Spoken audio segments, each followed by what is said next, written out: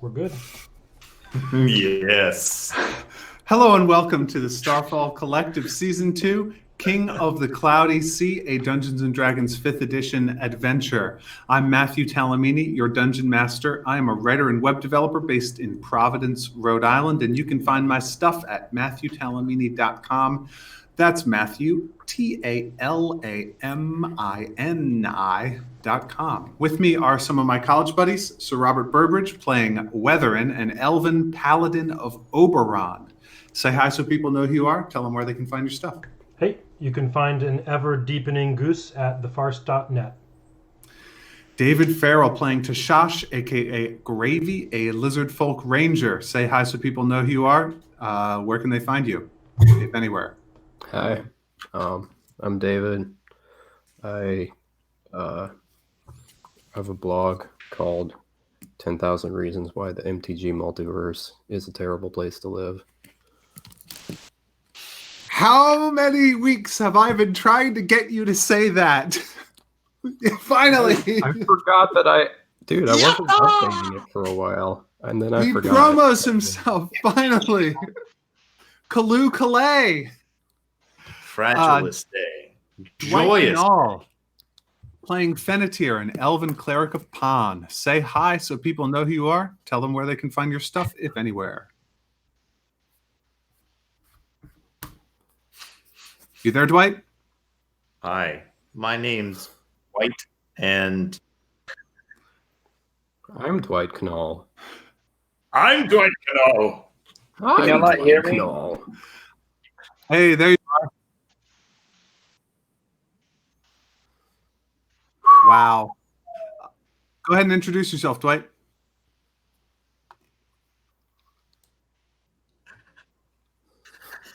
No. And my favorite park bench can be found in the southeastern corner of the Durham. Dwight, are you there? Are you there, Dwight? Have we lost Dwight? Is there anything we can do to regain Dwight? I think I heard a faint glimmer of a Dwight sound from the Sounds like distant he fell in reaches a of cave. a cave or a hall. Yeah. Can you hear me now? Yes. Hey, yes, there you are. I'm Dwight. Thanks. Joshua Suich playing Malmer, an elven warlock of Chernobog. Say hi so people know who you are and tell them where they can find your stuff. So you know it's me. I'm me. Hi. My stuff is all over the internet attached to the name J Suich. Unless it's Sneaky Squatch. There are a couple of corners of the internet where you could find me there. And if you want to talk about Starfall Collective ideas, hit me up at the Starfall Collective on Reddit. And if you want to talk about Bigfoot, hit me up on Instagram, I guess. I advise you to do this if you already believe in Bigfoot. If you don't, or if may you be want in for to a know real experience. What a rational mind has accumulated in the way of concrete evidences over the course of multiple decades. I love you, Josh. I love you too, Matthew. And ever deeper shall our bond grow. The Fujin sits motionless in the cloudy sea. Grappled to her side by many ropes is a dead kraken, half her length. A baby, but still a formidable foe, as you found last episode. You've returned to the ship, and the afternoon is starting to wear on. Many of the sailors are occupied with kraken butchery and boat repair, but you four, having exerted yourselves conspicuously to bring back the Fujin's prey, are for the most part exempt from the work for the rest of the day. One of the Dark Elves, the leader, heavily cloaked from head to toe, follows Captain Gorio like his shadow as the captain stalks the deck, his eyes blazing, fired up from the hunt as he directs the work, the repairs, the butchery of the Kraken.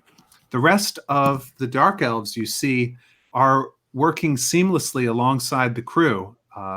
They seem to have blended in without any kind of difficulty. What surprise there may once have been at their presence has faded quickly, and they've been absorbed into the life of the ship.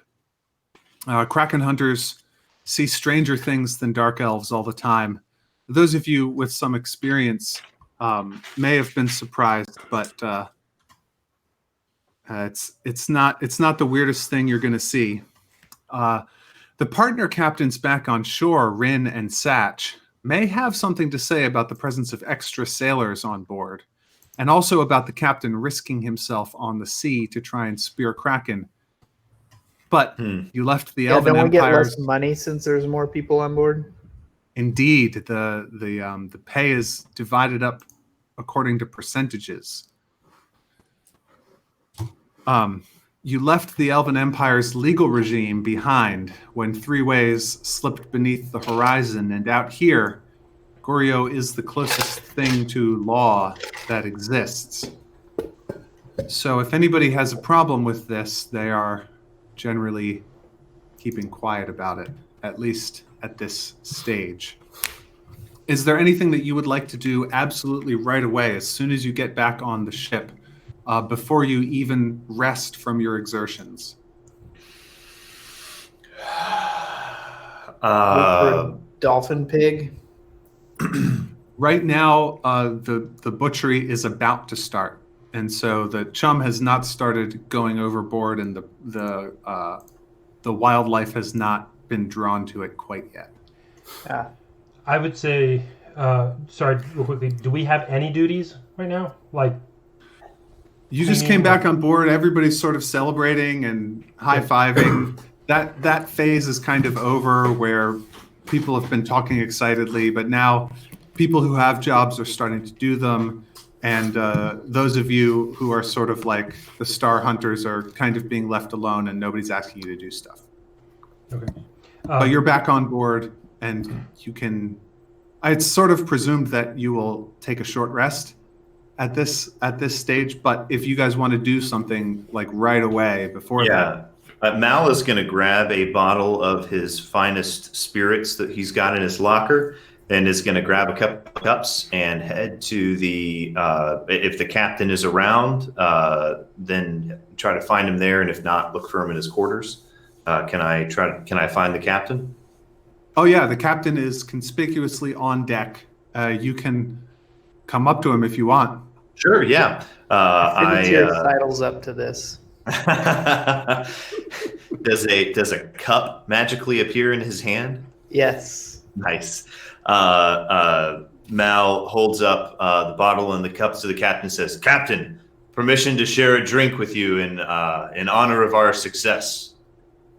In honor of the hunt." You're the one with the fire in his eyes, the real hunter's mark. I'll drink with ye. Pour it out. All right, I pour a nice hearty glass for the captain and myself, and I pour into Finnetir's cup as well, since he's standing there, I suspect, with his cup out. It's right there. How insistent are you, Finnetir? How insistent? It's like, it's real insistent. Okay, all right. It's just assumed. Mal is trying to keep the spirit of the moment convivial and free, and so he pours away. And he says, "Captain, much of my fighting spirits and many of the powers that I avail myself of that are so helpful in this hunt come from a dark and vengeful god of the hunt himself, Chernobog. I wonder, a hunter like yourself, a man who knows the fury, the passion, the drive to bring down his quarry. Have you heard of such a god?"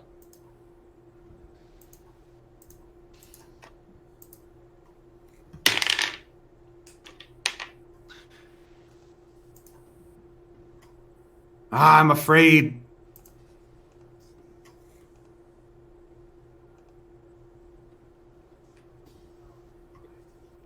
He's afraid.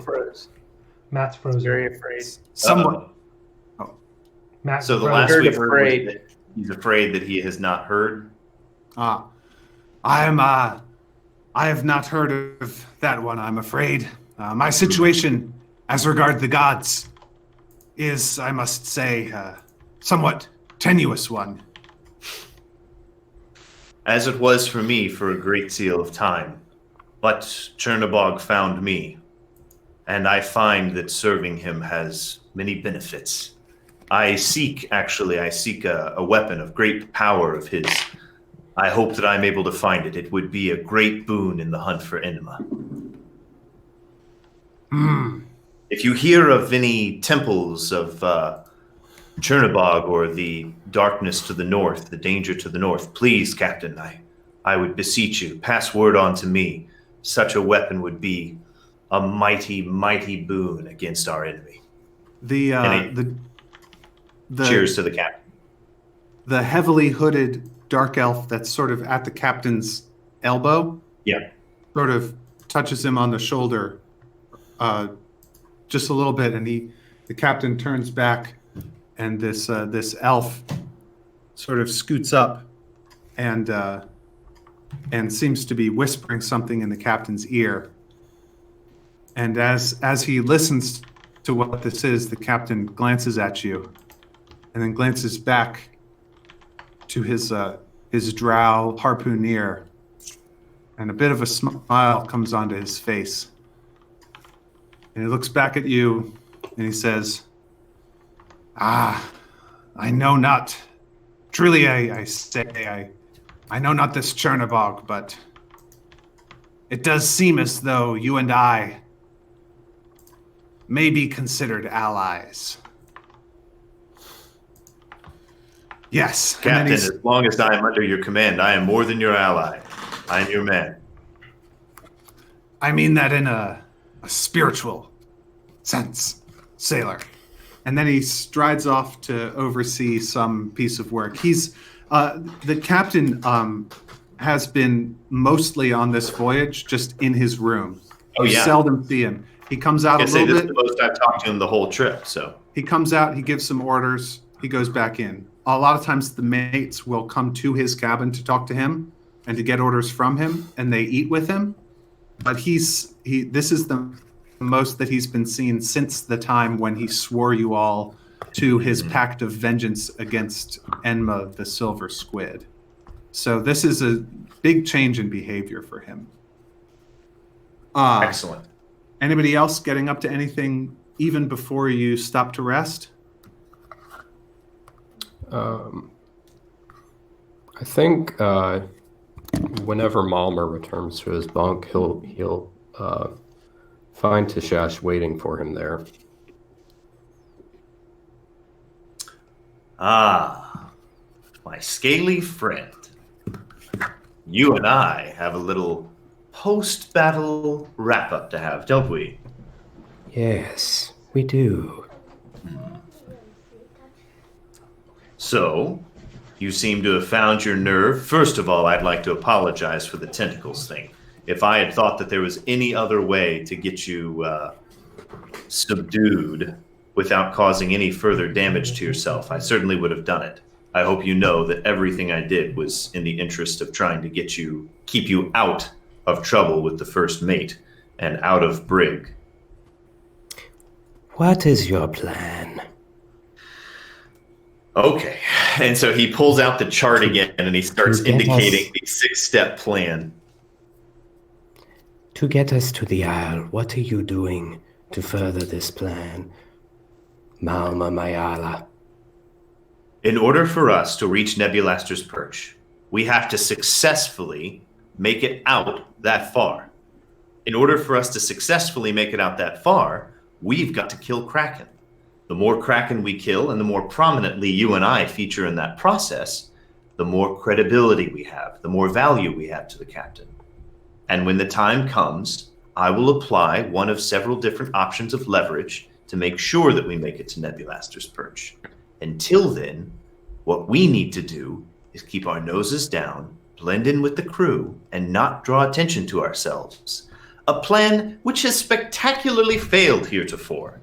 So, if it's at all possible, please, Tashash, find your calm. I need you to be useful on this ship. I have fought the Kraken. I have done as you said. What have you done? What do you mean, what have I done? Did you? You said the tentacles. Look, I don't have to take this lip from you. I'm the head of this mission. So see here, Get your mind right. And don't take any more naps where no one can find you. If you do not get me to Nebulaster's Purge, you will not be paid. That's what I was going to say. And I think you know I'm a Josh man of walked business. away. I want to get paid. Lizard folk. I am not taking another gig for lizard folk. Both of you roll incredibly easy survival checks. I'm glad it's incredibly easy because I have a suspicion it's going to be an 11, but 16. nope. Both of you. Wow, maybe I shouldn't have had you roll for this. Malmer, you apparently forgot, but Tashash, you're aware that the ship is headed in the right direction for this, for what Malmer is claiming Okay, cool. currently. Mal would have said that whether we were or not. You know, he's saying what he's got to say, but we are headed in generally the right direction. Yes. Any other conversations, confrontations, tasks, chores? Great. Waiterin's just going to generally glad hand everybody and then take care of his equipment and, make sure things are... things people would put off till later, he wants to get done right now. Mal is going to go talk to Watherin about the process of hunting for these bat dolphins. He would like to get a sufficient length of rope and perhaps one of these skiffs and trail it along behind the boat so that as they're chumming off the back, Mal will be, the bat dolphins will be between himself and the boat. And so hopefully any bat dolphins that get killed, they can kind of steer the skiff, let starboard port, and scoop up the bodies. So you guys can, yeah, I think that you should strategize about that, but not quite yet. Weatherin, you go to start doing that, like taking care of some stuff, and Sure. some of the other sailors are like, "Oh no, you've worked hard enough today. You take it easy. Go rest. Like we saw what you did." Okay. Basically, Watherin acknowledges and receives their generosity, but does it in a way that's deferential and is like, we all worked, but yeah, I appreciate it. Thanks, guys. I'll go take care of my armor and stuff. He's pleasant about it, not haughty. Yeah, other sailors are taking care of your boat and Cool. coiling the lines and cleaning stuff. Not your armor. You can Yeah, take yeah. care of your armor yourself. Yeah, I was He's just gonna. I was gonna clean it later himself. Yeah. I was just, the stuff he was doing was not armor. It was more like you said, coiling the lines, getting the boat, cleaning off any stuff that needed to be cleaned. But he's totally glad to be recognized and, generously relieved of his duty, and he takes it that way as a generosity. All right, so go ahead and take a short rest. Okay. As a reminder, during a short rest, you can spend hit dice to regain some of the hit points that you may have lost. This is not a long rest. You don't get all of your hit points back, but you can spend hit dice that you have available. Also, some abilities will be renewed by a short rest, but usually you will not get spell slots back. I think there's probably an easy user interface on D&D Beyond that you can use. Weatherin, Yeah. go ahead and roll charisma for me. Just a straight charisma. Yep. It was low, but I averaged it out. I got an 8. Okay. I can't believe every time I roll charisma, it's such a good stat, and it's nothing. You I you a plus have 4 on it. Sorry, go ahead. in these interactions with the sailors today, you have forgotten to continue to spread the Klauberman rumor that you had planned to. So Now, can I make that check as well? Because we both said that we were going to do that. Okay. Oh yeah, sure. If you're doing it as well, go ahead. And we brought the priest in on this, right? So Finnetir, I for a charisma check, that's a 19 for me. Venatir, are you also informing the sailors about the Clobberman? Sure, you might not want me to roll because my charisma's real low, so It's up to might you. be best if I just let y'all handle No, that. no, no, part. no. You're the priest. We told you about it. You would help. No I'm metagaming. saying that I might not help. It seems like he's not helping with this. When we had talked about it, when he and I had talked about it, I had requested to let me do that part by myself. Oh, okay. I've requested of, I just lost his name. Dwight's good. Malmer? Finnetir? Finnetir. I thought we were going for the. Okay. Yeah. I didn't realize that you wanted to do that yourself. My That doesn't apologies. mean not Malmer. It's just when I was talking to Finnetir, that's what. Gotcha. Part came Okay. out. I don't know how. I Okay. can't remember how much Malmer knows. I'm about as charismatic as a broken bottle. As charismatic as my roles. Finnetir and Malmer had not a exhaustive, but a sufficient catch-up session where where Watherin explained the ritual, what they were going to hunt, and why they were going to hunt it, and that's why Mal got all excited about the hunt and is offering to help because Mal used to be a captain of a ship. He knows how ships and sailors are, so he's trying to help capitalize on any latent superstition or fear of the omen. There's a right field to be sown in to spread this mission of getting people on board about the Clobberman and how to behave. Sure. Yeah. Anyway, Sounds good. After a while, the Does, Kraken Butchery. Just quick question. Does Josh hear any of these rumors about the Clobberman? Do any of you pay special attention to Tashash? He is on your crew. yeah, I'm sure at some point during downtime I would explain the Clobberman to Tashash and the whole, if you see him, don't look at him, don't pay attention to him, pretend like he's not there. Hey, and remember that Watherin withheld information about all of this because only Finnetir and I saw it in the vision, and Watherin has withheld information from everyone else, some information about it. Just to say. Okay. So, yes, Tashash, you Malmer tells you about this sort of legendary trickster-ish character that is helpful to ships as long as you pretend that you cannot see him.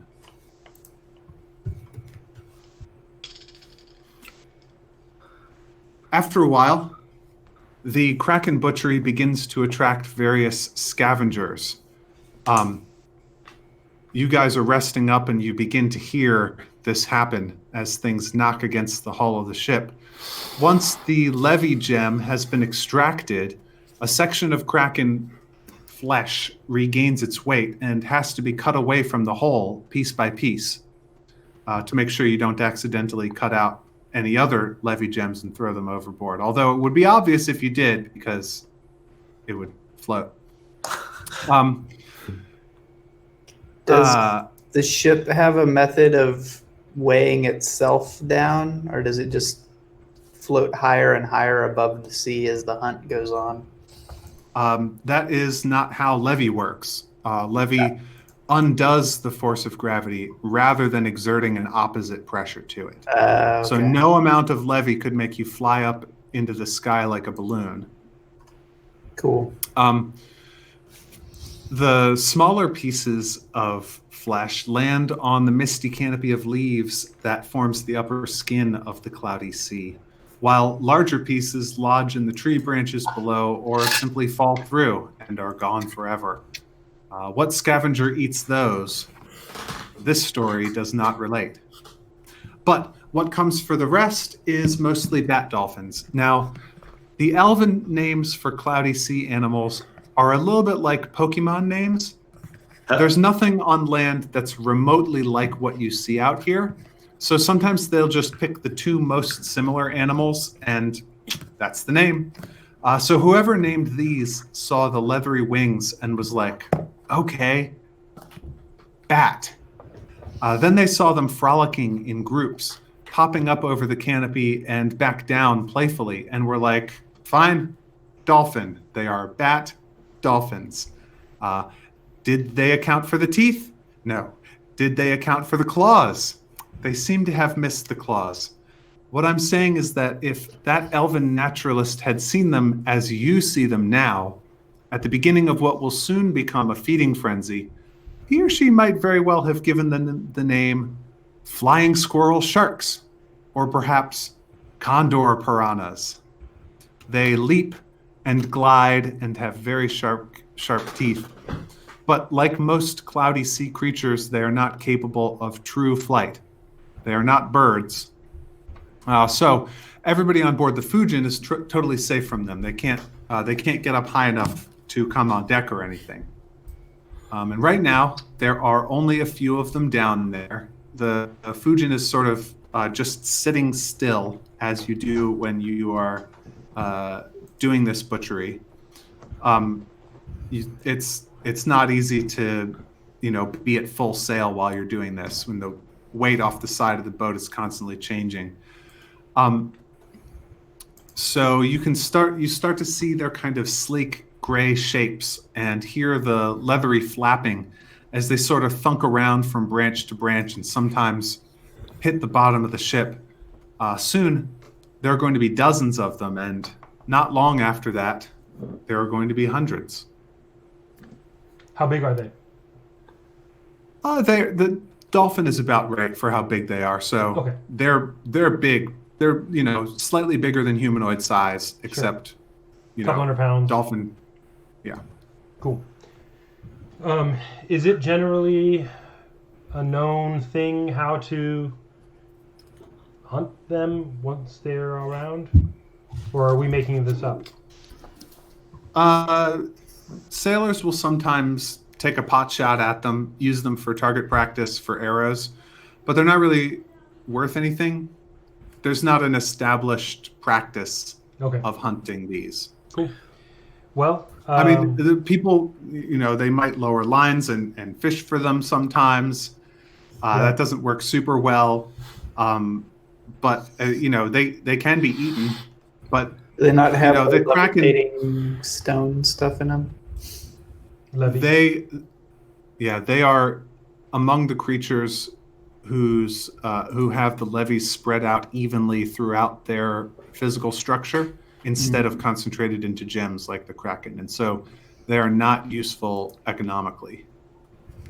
Just need to create some sort of factory that condenses them. Unfortunately, that technology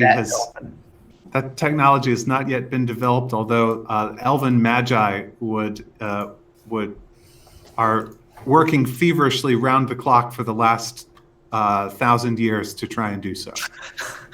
It's a long haul in the same direction. Waverin, between your arm and my magic, I believe we could blast and harpoon and reel these things in.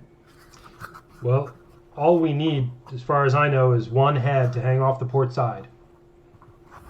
Well, Maybe the biggest head. let's pick the biggest bull to honor Oberon most mightily. Sure. Let's do that. I don't know who it's for, but let's do it. Isn't Oberon the one who Watherin communed with? Yeah, but he didn't tell me why I was hanging it off the side. It could be for the Jiggly Biscuit. Mr. Jiggly Biscuits. What's his name? Chumwumpy? Clobberman? I don't know who you're talking about. Clowerman. Oh, yeah, he didn't. He just told you that this is a charm for hunting Kraken. Right. So I was just... Watherin was just saying he's not aware that it honors Oberon especially, but sure, let's do that. Well, then perhaps a blessing from Pon would not be... Amiss? Not at all. Sure. A blessing upon you. Mal claps his hands and laughs, throws his head back. I cast it. From where you are, the bat dolphins that you can see from up on deck are considered to have 3/4 cover. Okay. So if you want to shoot at them from on deck, that is, well, I mean, So go the ahead. other option is that we can get into a skiff and go out among them. Yeah, we need to ask You can't do permission for that. that, or maybe we don't. But Watherin would ask permission if he's going to go. Watherin, you already have permission from Barkus Yes. Got to it. take Okay. a boat out hunting. Okay. Yep. Yeah, that's fine. That sounds good.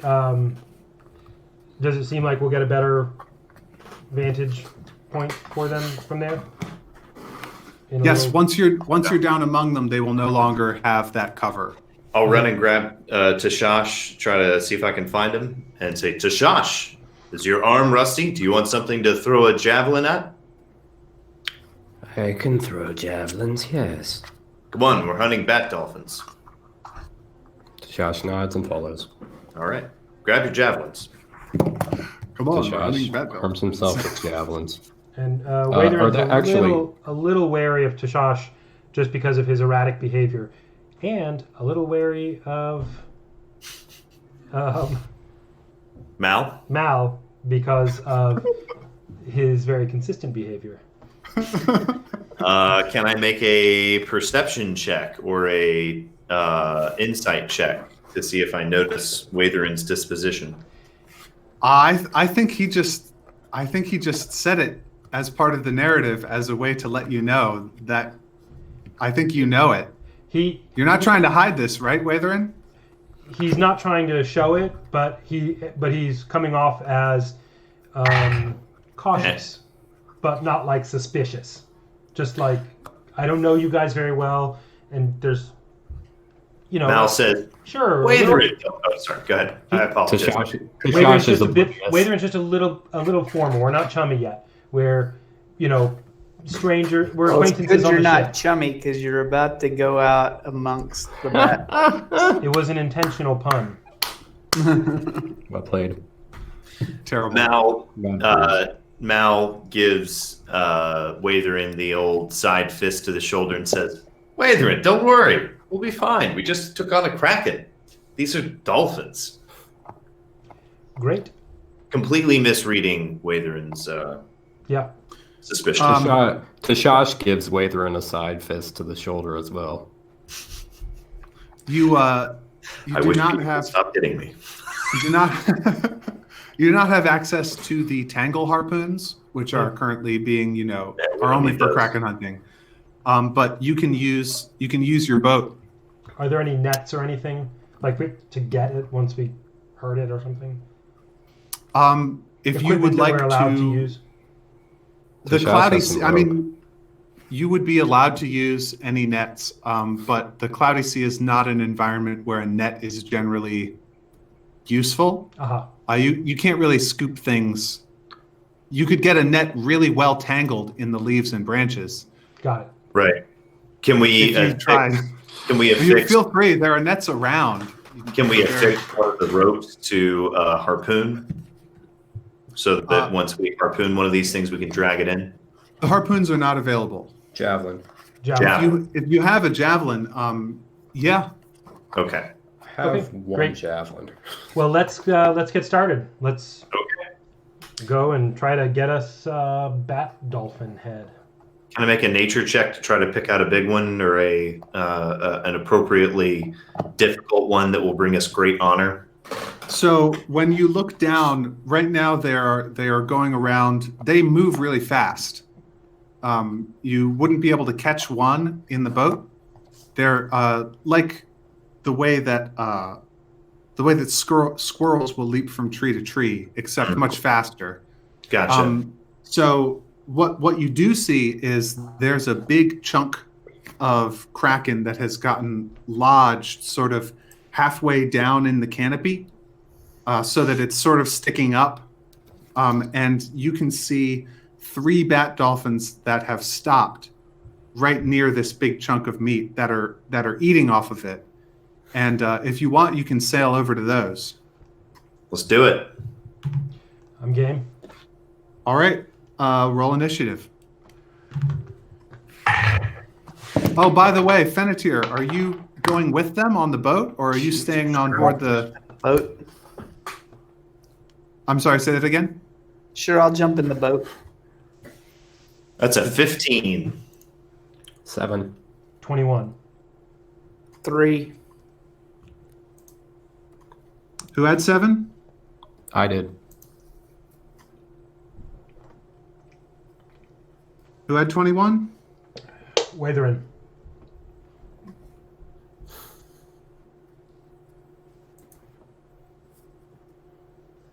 What did you have, Fennetir? 3.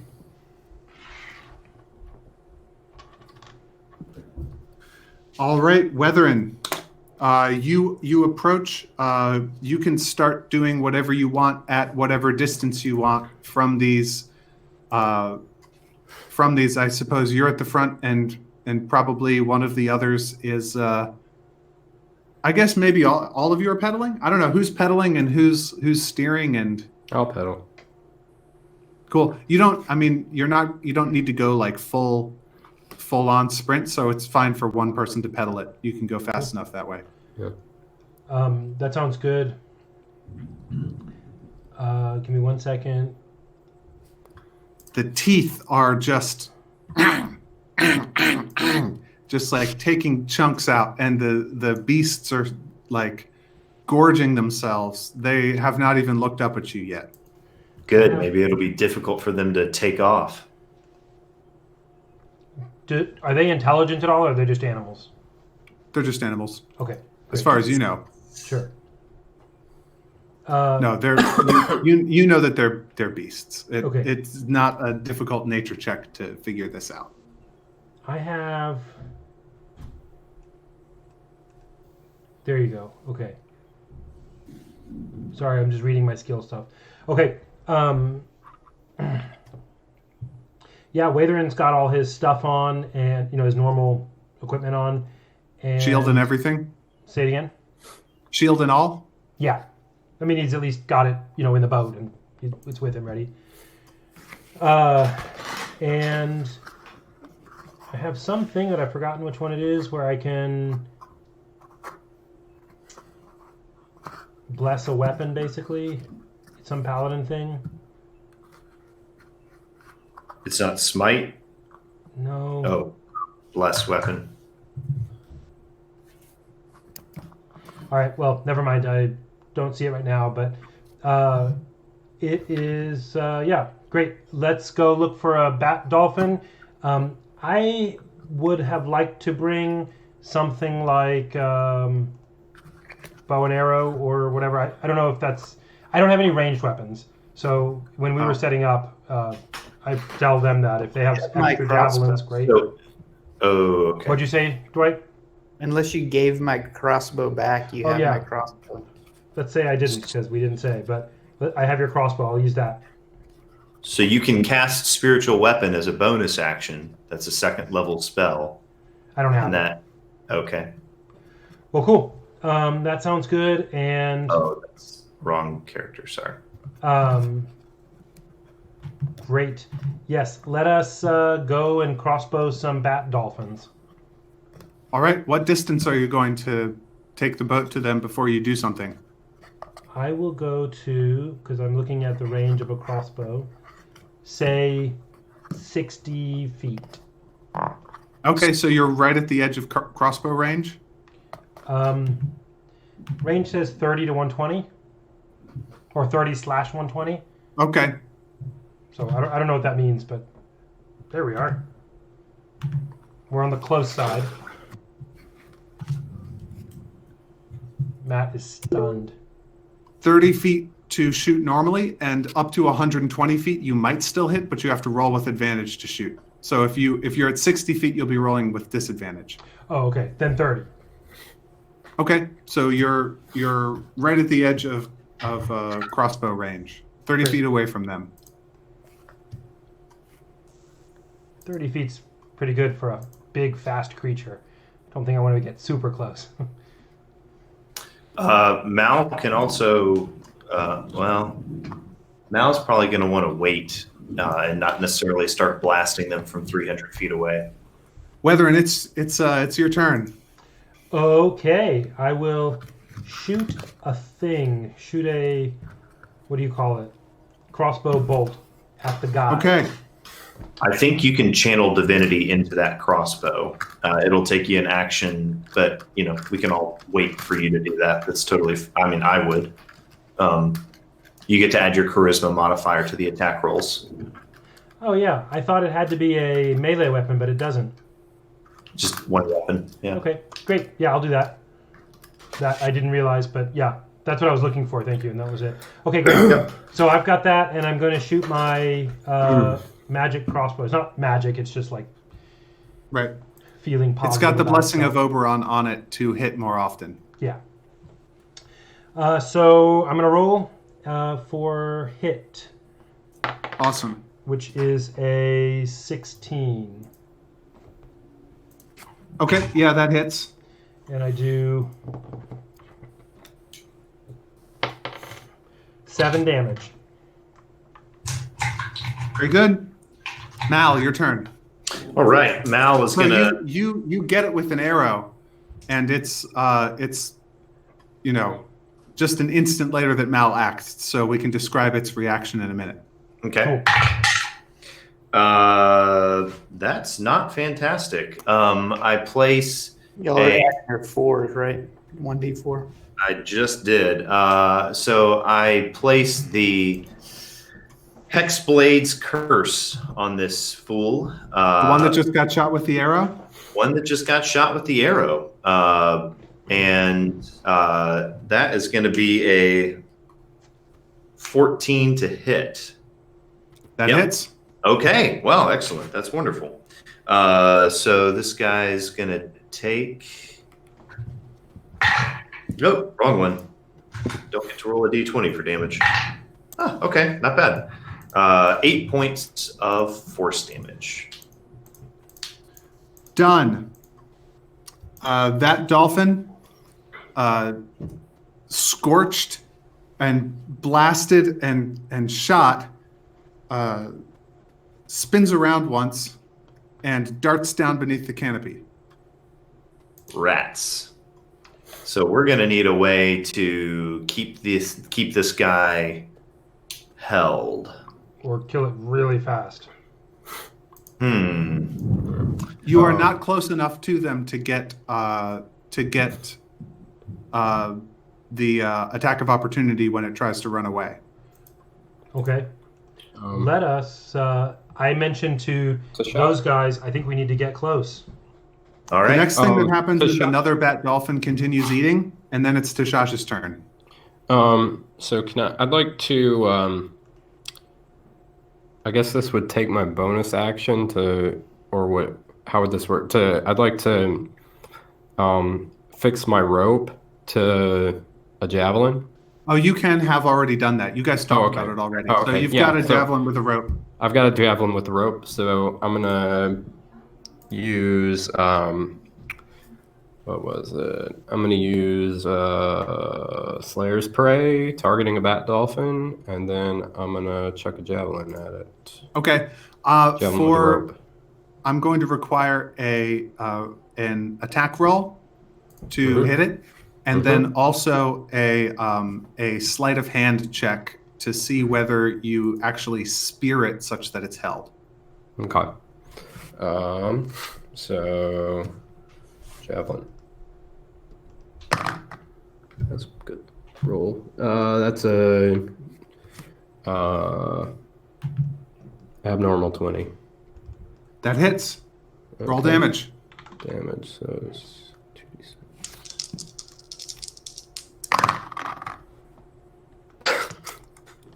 3. Okay.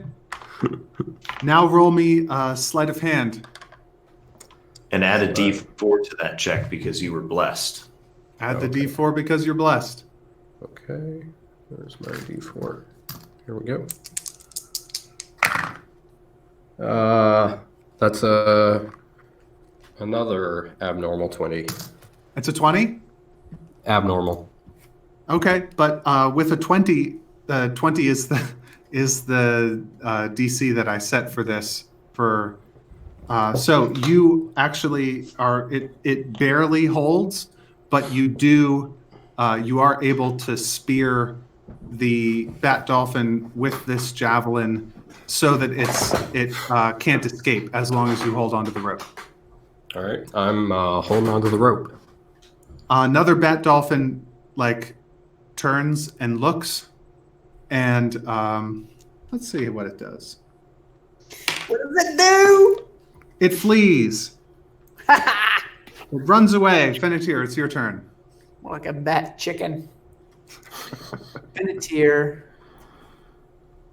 will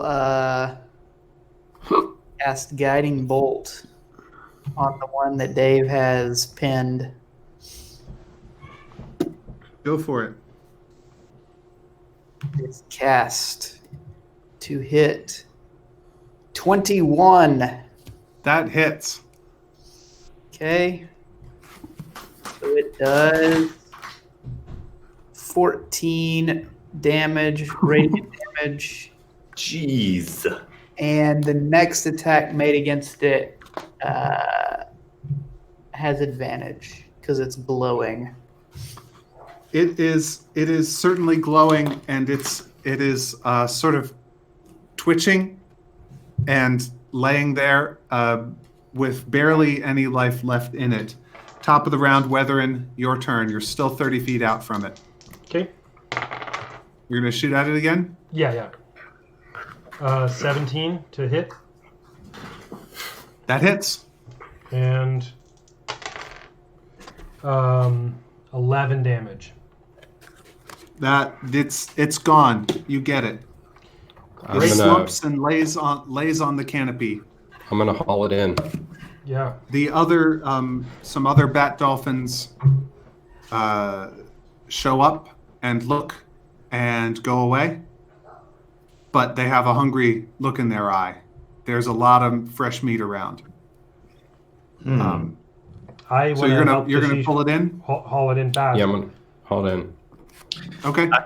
I think Mal would like to take. Well, is this a big one? This is a medium-sized one. It's not a prize. Okay. There's you pick them not based on finding the biggest one, but based on them being still and eating. So it's bigger than the little ones that couldn't get in, but it's maybe not the biggest you'd possibly see. Okay. Mal is sorely tempted to jump off the boat and go hunting for a big one, but I think he doesn't want to miff gravy so quickly after everybody's been, things are too crazy. All right, never mind. Moving on. Not great audio. Great. As you are, go ahead. I just said haul it in. Great. You haul it in, you get it on the boat, and Here, boss. you begin to go back to the ship. Yeah. Okay. You do take a couple of attacks from bat dolphins that are just starting to frenzy around you, where you've got dead meat on your boat, and they are after all the chum, and there are more bat dolphins looking for food at this stage than there are chunks available to them. So let's see. Fennetir, one of them sort of just leaps up from underneath the canopy, totally unexpectedly, and bites at you. How is a 18 versus your armor class? That hits. You're going to take 5 points of damage from its needle-sharp teeth. Ouchie, wouchie. You guys react at all to this? Oh yeah, Mal is totally going to draw his long sword and attack that fool. Go for it. You're attacking me? No, the thing that attacked you. 18. Yeah, that hits. Okay. Can I poison spray it? Yeah. I spray it with poison. It needs to make a Constitution check. Okay. 17 points of damage. Great. No, And no. 15 points of damage. I apologize. I added a hex that I shouldn't have. 15. cool. How's that poison spray? We're not really in initiative, so you guys can sort of do whatever. It's about to run away, and then you'll Can get I- opportunity attacks if you want. Oh, right. Constitution check. Let's see. What's their con? +1. So that's 11. It misses or whatever. I'd like to, using the javelin with the rope on it, I'd like to try and spear it and, get it anchored. Okay. But I'd like to, I just want to stab it. Okay. I'm not gonna try to throw it or do anything fancy. Attack roll. Yeah. So, do I still have the blessing? Yeah. It hasn't been, 10 minutes or Okay. whatever the blessing lasts? Or a minute? Just 1 minute. Just 1 minute? Oh, that's yeah, not great. this has been quick. I got 11. Yeah, you miss. No, it's The bat dolphin turns to try and go. So any of you who are in this boat can take another swing at it as it tries to flee. Like an I'll take opportunity another attack. Yep, that's a crit for me. oh good. That's a better one. Gonna do less damage on a crit. 10 points of damage. All right. Anybody else? I got a 22 with my That second hits. with my second javelin Make a attack. wisdom So do I get saving it? Trying to tether it. For your attack roll, you got a 22. Yeah. That hits. You can roll damage. Okay. Do I have it? I wanted to. If you want to pin it, that is not an attack roll. That is a sleight of hand check. Oh. But you do have to attack it with the javelin in order to pin it with the javelin. So go ahead and roll me Okay. damage. Okay. Got it. All right. Oh wow. 2. And Okay. then to pin. Yep. I'm gonna go. It's not great. That's a 12. That misses. You're not able to pin it with your javelin. Okay, All right. it needs to make a wisdom saving throw. Here comes a wisdom saving throw from this brute beast. 4. Haha! You hear the sound of a dolorous bell for a moment. It has failed its wisdom throw and takes 1d12 necrotic damage. Whoa! See? Necrotic is the bomb. Mal turns to Venetir and gives him a nice. What was it, Venetir? 3. Okay. You get it with your necrotic damage. Anybody else taking a swing? Before it's gone? If it's If still it's- within visual if it's range after it moves away, I'm going to hit it with a Eldritch Blast. But if it disappears into the canopy, then I guess I won't be able to. Waithrin It hasn't disappears bothered in. yet, but since they're all trying hard, sure, he'll give it a whack. Okay. 1 sec. 11 To hit? to hit. That is a miss. Did you add your D4 from Venetir's blessing? I did not, but let me see. In that case, it's a hit. Oh, Or wait, no.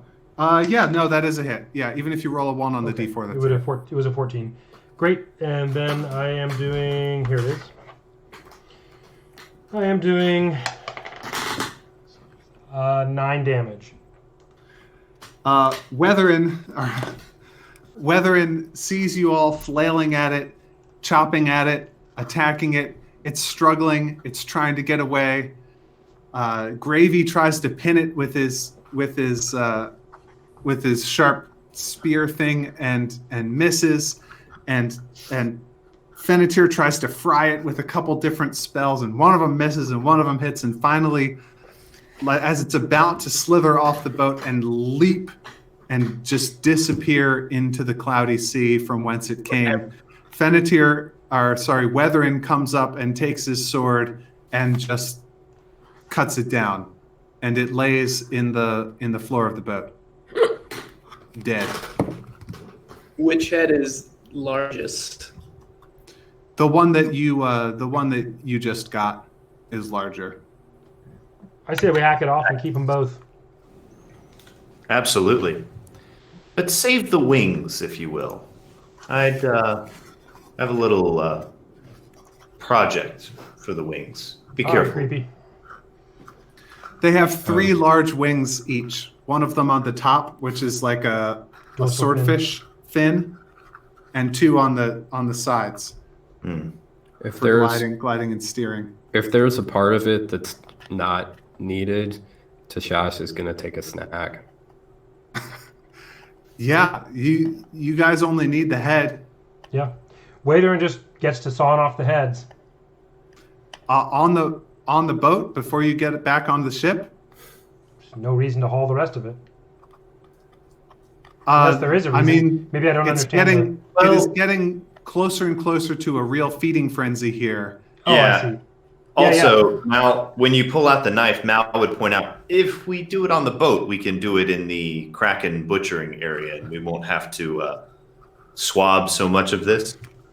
Sure, that's a great point. Let's do that. Keep things clean. All right. So start heading back to the pedaling back to Waiter the and paddles. Yep.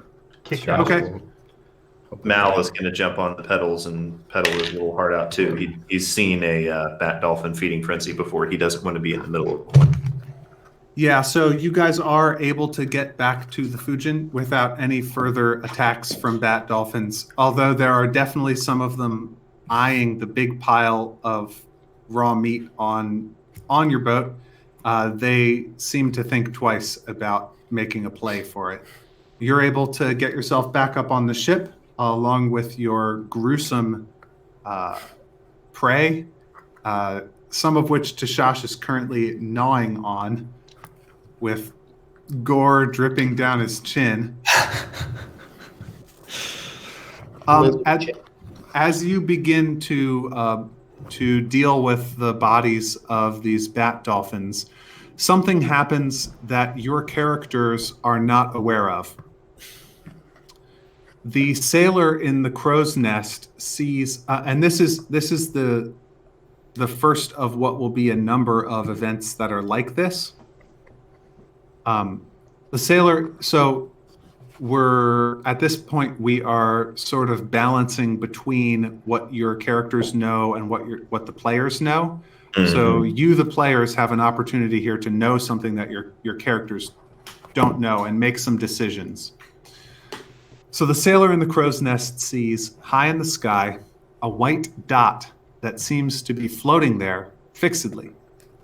She reports it to Kyoko, one of the mates, the third mate, who brings the news to Captain Goryo, who's back in his cabin by now. There's no fuss about it. It is not widely known to the sailors that anything was spotted. Now, these sorts of things are actually pretty common. There are lots of things that levitate in the vicinity of the Cloudy Sea. Sometimes they levitate because of a levy gem, but sometimes it's a cloud giant enchantment left over from ancient days. Sometimes it's a wizard's enchantment. Sometimes it's a dragon thing. There's spare dragon magic flying around all over the place in these sort of adventure zones. But if it's the case that it's levitating because of a levy gem affixed to it or present somewhere on the floating thing, then it is part of the Fujin's mission to try and get that gem. But Kraken hunters tend to see these sorts of things as optional side jobs. Investigation of this could sometimes turn out to be a levy gem, and sometimes it could turn out to be a waste of time. One thing that you should know is that there's very little solid ground in the Cloudy Sea. If there's a place that somebody might be able to camp or to sleep safely, things do tend to live there. Adventurers camp there, Aarakocra live there, predators, even dragons sometimes. Floating ground like this is a little bit like an oasis in a desert. There's a lot of action that happens there. Captain Gorio has been trying to track a small pod of kraken. This one that you just caught might be from that pod. He doesn't think that Enma is in that pod. So whether to stop and send somebody to check on the floating white rock or not, it's an up in the air thing for him. It's just a judgment call. Here is where you, the players, come in.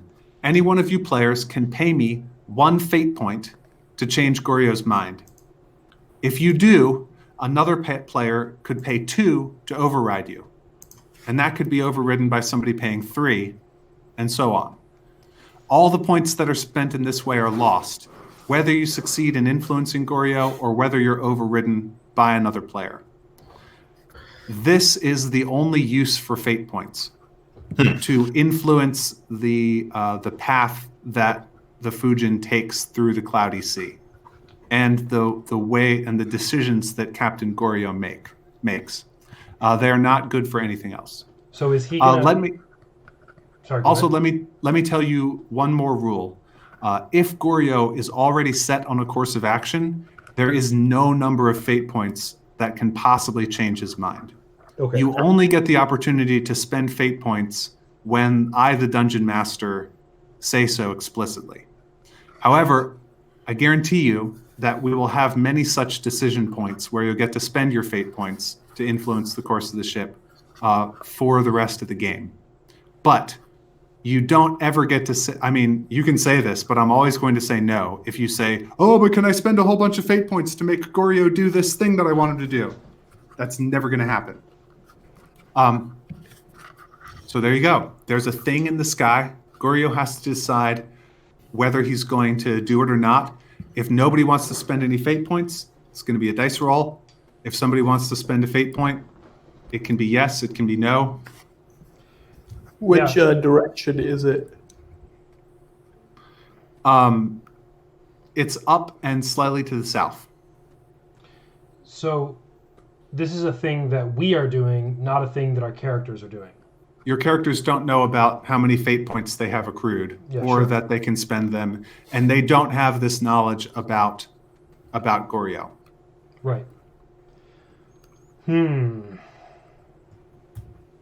Dwight, it's to the south. Are you going to spend a point? No, I'm good. Okay. Playing it cool. Dwight watches poker. I'll put one up for no. You spend 1 fate point to influence Captain Goryo not to investigate this thing. Yep. He said that it could be... All right, that's fair. Cool. I'm curious, why no? Because he wants to go north. It's to the south. Fair. It's not very far to the south, but sure. That's why I put up only one.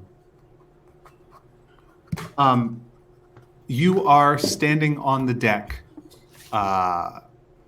Fennetir, what are you doing while they are butchering these bat dolphins?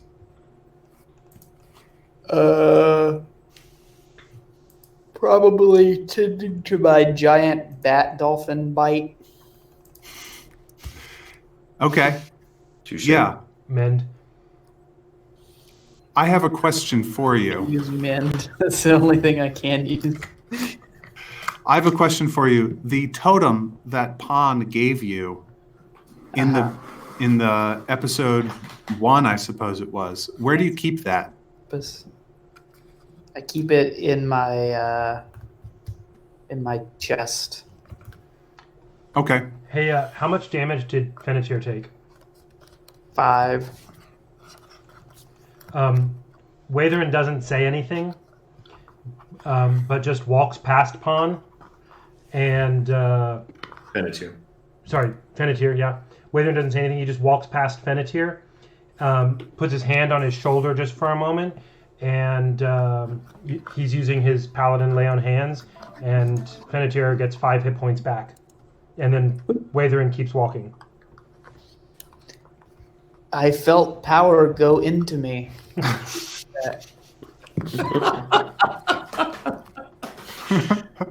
Somewhere there's a Lutheran VBS teacher who's just like,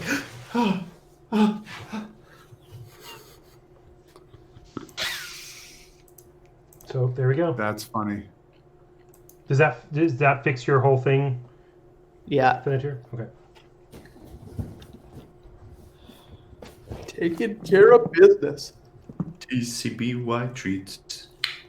Okay. So you are going along in the day. And is there anything else that you're going to do today? Yeah, Watherin is going to keep trying to ask about anybody who has any knowledge of this area. He's looking for hints or clues about the prophecy that he's trying to, his interpretation of the prophecy that he wants to prove. And also, he's going to use his little spyglass, navigator's equipment, doing anything he can to find something. Mm-hmm. So, let's see. Yeah, you do that. You make your best attempt. great. Does anything come of it? Nope. Okay. Is that the end of yours? Yeah, I guess some so. hours Okay. are passing, time is going by.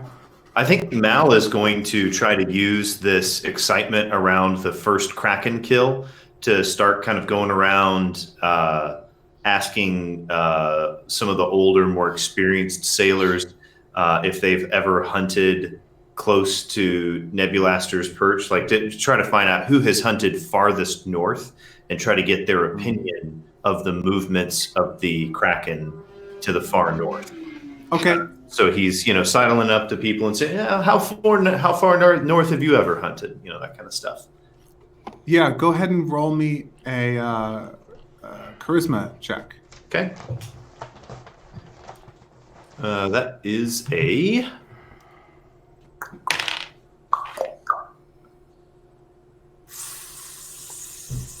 15. 15. Okay. Yeah, there are definitely a couple of sailors who have been this far north before, and some of them, particularly one named Aku. Aku has been to Nebulaster's perch before. I asked him about how the Kraken move around Nebulaster's perch, whether he knows anything about their seasonal movements, their patterns, anything like that. I don't know. They disappear beneath the sea and then they come back up out of the sea and nobody knows where they come from or where they go. Sometimes they're in a place and sometimes they're not. The gods only know. How He strokes colloquial. his goatee. All right, Mal's done with him. If it, he's a Well, good hunt today. Yeah, and also Watherin at some point secures a bat dolphin head to a rope and chucks it over the port side and, does that deal. Does that deal. Good. Good, very good. What's the other one you have to get? A leopard bear Leopard bear. over starboard. And Finitier, as a cleric, you can prepare different spells in the morning. So if you want to prepare Gentle Repose, if that's available to you, then that would certainly make the head less stinky, last longer.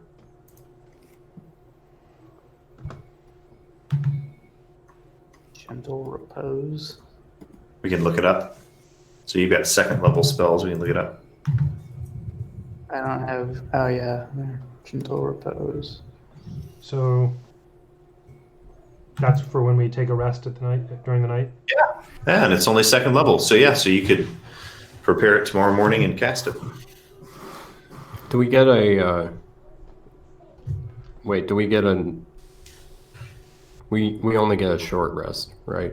You have only gotten a short rest Okay. so far. With Cunning Artisan allows me to craft a javelin. Could I just spend my free time making extra javelins? Yeah. I mean, I guess I would use I'd probably scavenge some, bone and stuff from the bats. Yeah, there's and from the Kraken, there's plenty of bone. Yeah. If you want to make like bone points, there's tons of very lightweight Kraken bone. It's heavy, but it's more lightweight than other animal bones. Seems good. Yeah. Add Give a couple yourself extra. one. Give yourself one for the short rest that you took, and one for the time period that is currently going on as well. Okay. All right, so how about it's 8:50? Let us take our 10-minute break here and come back in at 9 o'clock. Alrighty. Hey. Let's cut to intermission.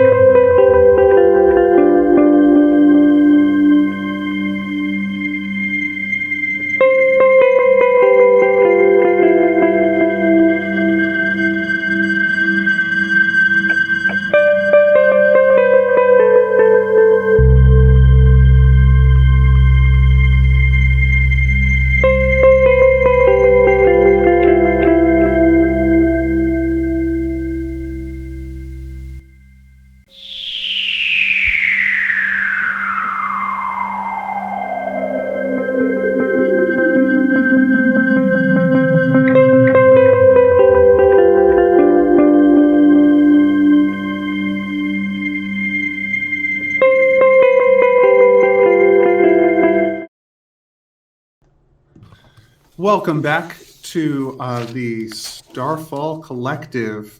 This is episode 6, part 2. We are in the middle of the cloudy sea. So, I am going to need perception checks from the 4 of you.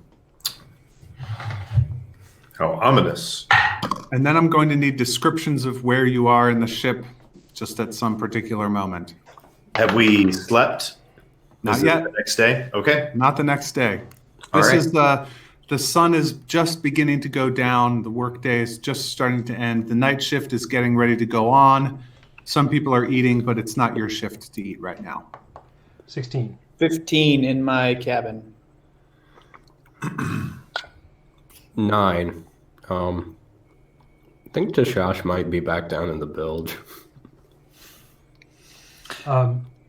16 and Watherin is at some high-ish point that he's allowed to go. Crow's Nest if he can, looking for signs of what he's looking for with his little telescope and stuff like that. 11, and Mal is currently playing with some of the entrails of the bat dolphin, trying to commune with Chernobog and ask for his advice. Oh, make me a religion check while you're doing that. Okay. Whew, good time to roll a 20. You sense Chernobog's presence. Excellent. Somewhere nearby. There is definitely the feeling that you had when you first encountered him is close. Weatherin. Yeah. Mal, where are you? Are you in the hold where you're doing this, or are you up on deck? No, he's probably on deck, but at the most secluded place on deck that he can be, where he's near the edge and look out. So Weatherin, you see this. The others do not see it. Here's what happens. There's starts to be a commotion up on the front right side of the ship, the front starboard, the prow starboard. I don't know. The fore starboard. At 2 o'clock. 2 o'clock. And some of the sailors start yelling for ropes. And you see them lower somebody down over the side. From your position, the angle is not good to see what they're going after, but they've lowered down with ropes and are attaching ropes to something. Am I down alone, the ship. or are there people near me?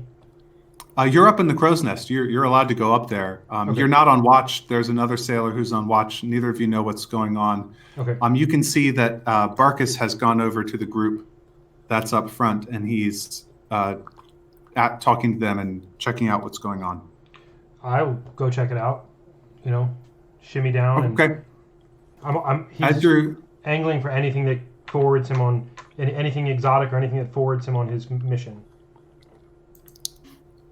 As you're, by the time you get down to the deck, they have raised the thing up over the side and are hauling it over the rail onto the deck. And it is it's a small boat, smaller even than the boats that you guys use.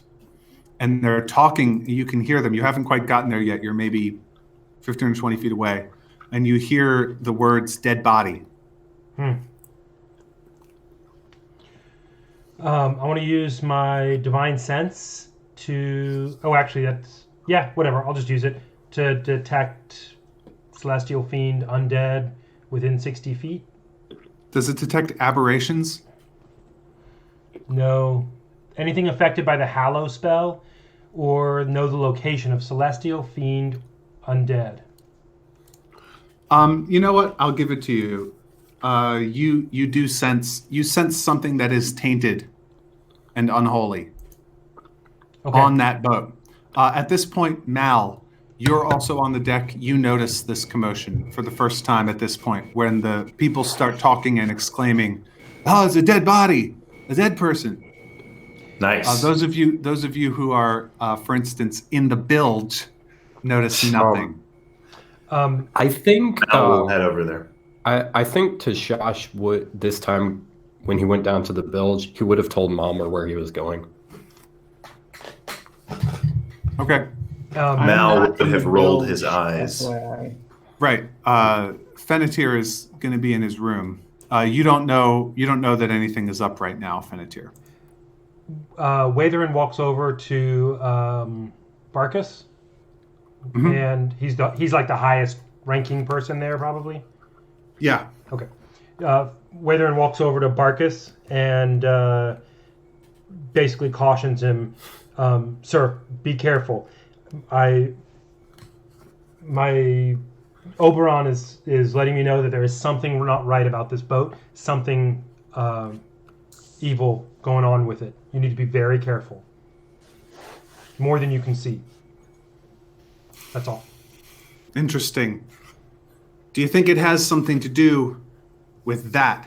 And he points into the boat, and you can see that there's something lying still in there. It's actually looks like a second body, but it's not elven. The what you see are what look like two dead bodies.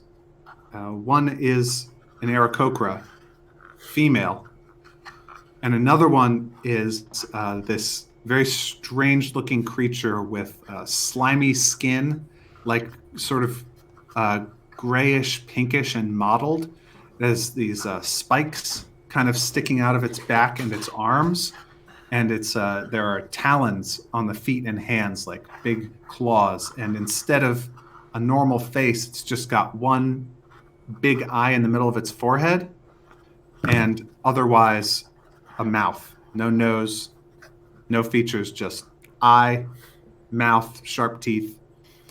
Does it seem to be dead too, or is it? Give me a perception check. Mal has probably walked up by this point. Can I make a perception check as well? Are you going to push through the crowd and shove some other sailors out of the way so you can get close enough to look? Oh, yeah. Yeah. 11. Okay. You also look, Mal. 11. Okay. Mal, when you approach, the creature's eye opens and points right at you. Barkus and all the sailors can see this. And you hear a thought in your head, like it's communicating with you. And it says, "Your fate blade awaits you out past the ragged edge. I have been sent to tell you." Only he hears that as a thought, right? He hears it. It's a thought. And then the creature leaps up and throws itself at you, Weatherin. Watherin was just about to, before it was doing that, was about to issue a command, the command spell. Okay. So I'm going to, I guess, cast the command. Yeah, so it has started up. Yeah. And he, you know how command spell works? So should I read it or something? You should read it. Okay. Speak a one-word command to a creature I can see within range. It has to do a wisdom saving throw, or follow the command on its next turn. And it has no effect if it doesn't speak my language, or if I tell it to like stab itself, something directly harmful. Right. Go ahead and just, for the sake of form, make me an initiative roll. And why don't you also, Malmer, roll initiative? 9. Okay. 20. Malmer, you see the creature after it, so it swivels its head, says this thing psychically to you, and then turns towards Malmer, but it hasn't. It's tensing to leap. It hasn't leapt yet. You can take a turn. All right. I will leap down there and stab it with my packed blade because I cannot suffer the messenger to harm my ally. That's going to be a 17.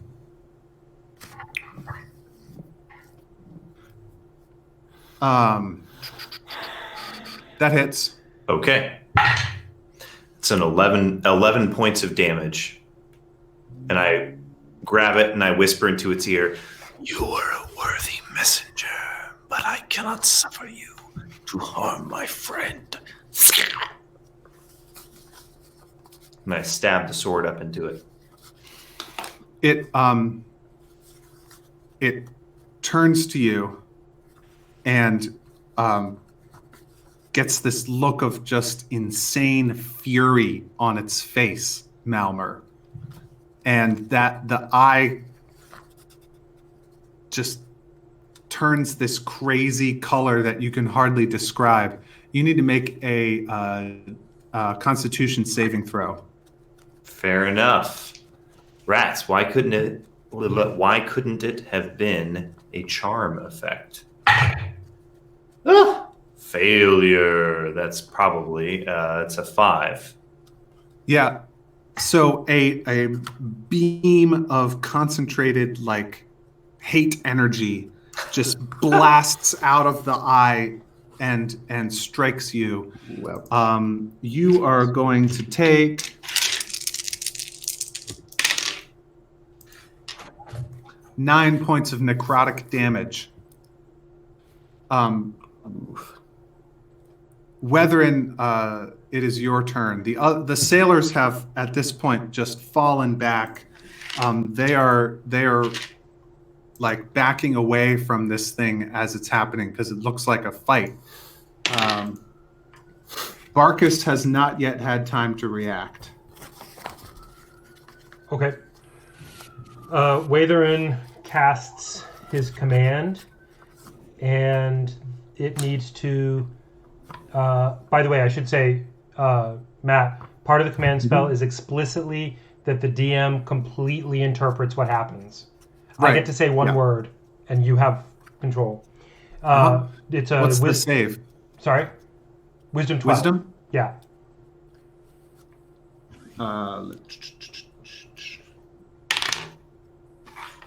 What happens when it passes? No effect. Okay. Yeah, so what do you do? The spell doesn't work, but you still cast it. Okay. I just tell it. Watherin says, "Stop!" But in particular, it has that really cool acoustic cathedral reverb that is the audio equivalent of God rays in the forest. Because it's that. The voice, the Bene Gesserit voice. Yeah. The voice. You can hear several of his stops offset by, like 10 milliseconds, in chorus.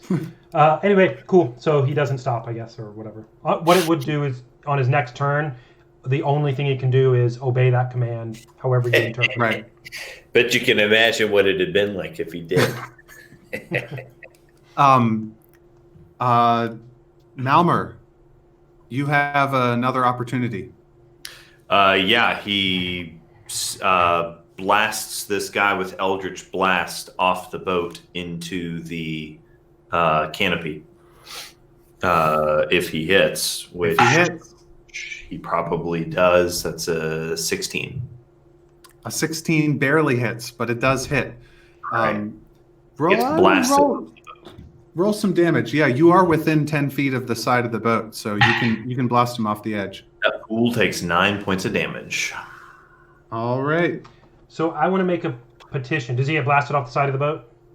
He does get so blasted. Okay, so I want to make a quick petition just to you, Matt, that everyone else on the boat heard Watherin's command spell, but didn't get a chance, heard the really cool audio effect and the but didn't get a chance to see him succeed or fail because it would happen on his next turn.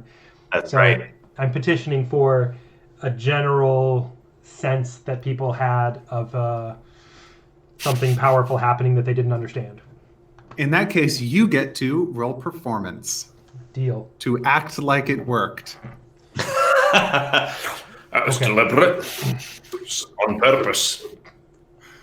But Well, for that now. I don't know if it worked either, do I? Actually, I have no idea whether you would get a sense of whether your spell succeeded or failed. Yeah. It wouldn't say in the spell. Yeah, it just says on the next turn is when it has any visible effect. I think Matt's frozen. Actually, Matt's been taking a lot of mime classes lately. It's incredible. It's paying off. Yeah, the dividends are stunning. Well, that said, oh, there you go. Matt, are you back? Sorry, here I am. I'm back. Great. I was just saying the spell, the next indication would be on his next turn, which he doesn't seem to get. Anyway, Watherin at least will believe that it worked, because that's how Watherin goes. But I got a 14 performance. Cool. The creature, the gruesome monster, is blasted backward. Its ankles, as it flies, hit the rail on the edge of the deck, and as it goes out the rest of the 10 feet, it starts flipping end over end, and then just goes tumbling, and then poof, goes right down into the canopy. And you hear a couple of thunks down there, but then the mist rolls over the spot where it disappeared, and all is calm. Are we sailing actively? Are we moving currently? You're moving now, yeah. Okay. The Barkus says, "What was that, sir?" To you, Malmer. Do you know of this creature? Can I make a Arcana or Nature or History check, or what would I make? Nature check Or if you want to deception? know what the nature of the creature is. 9.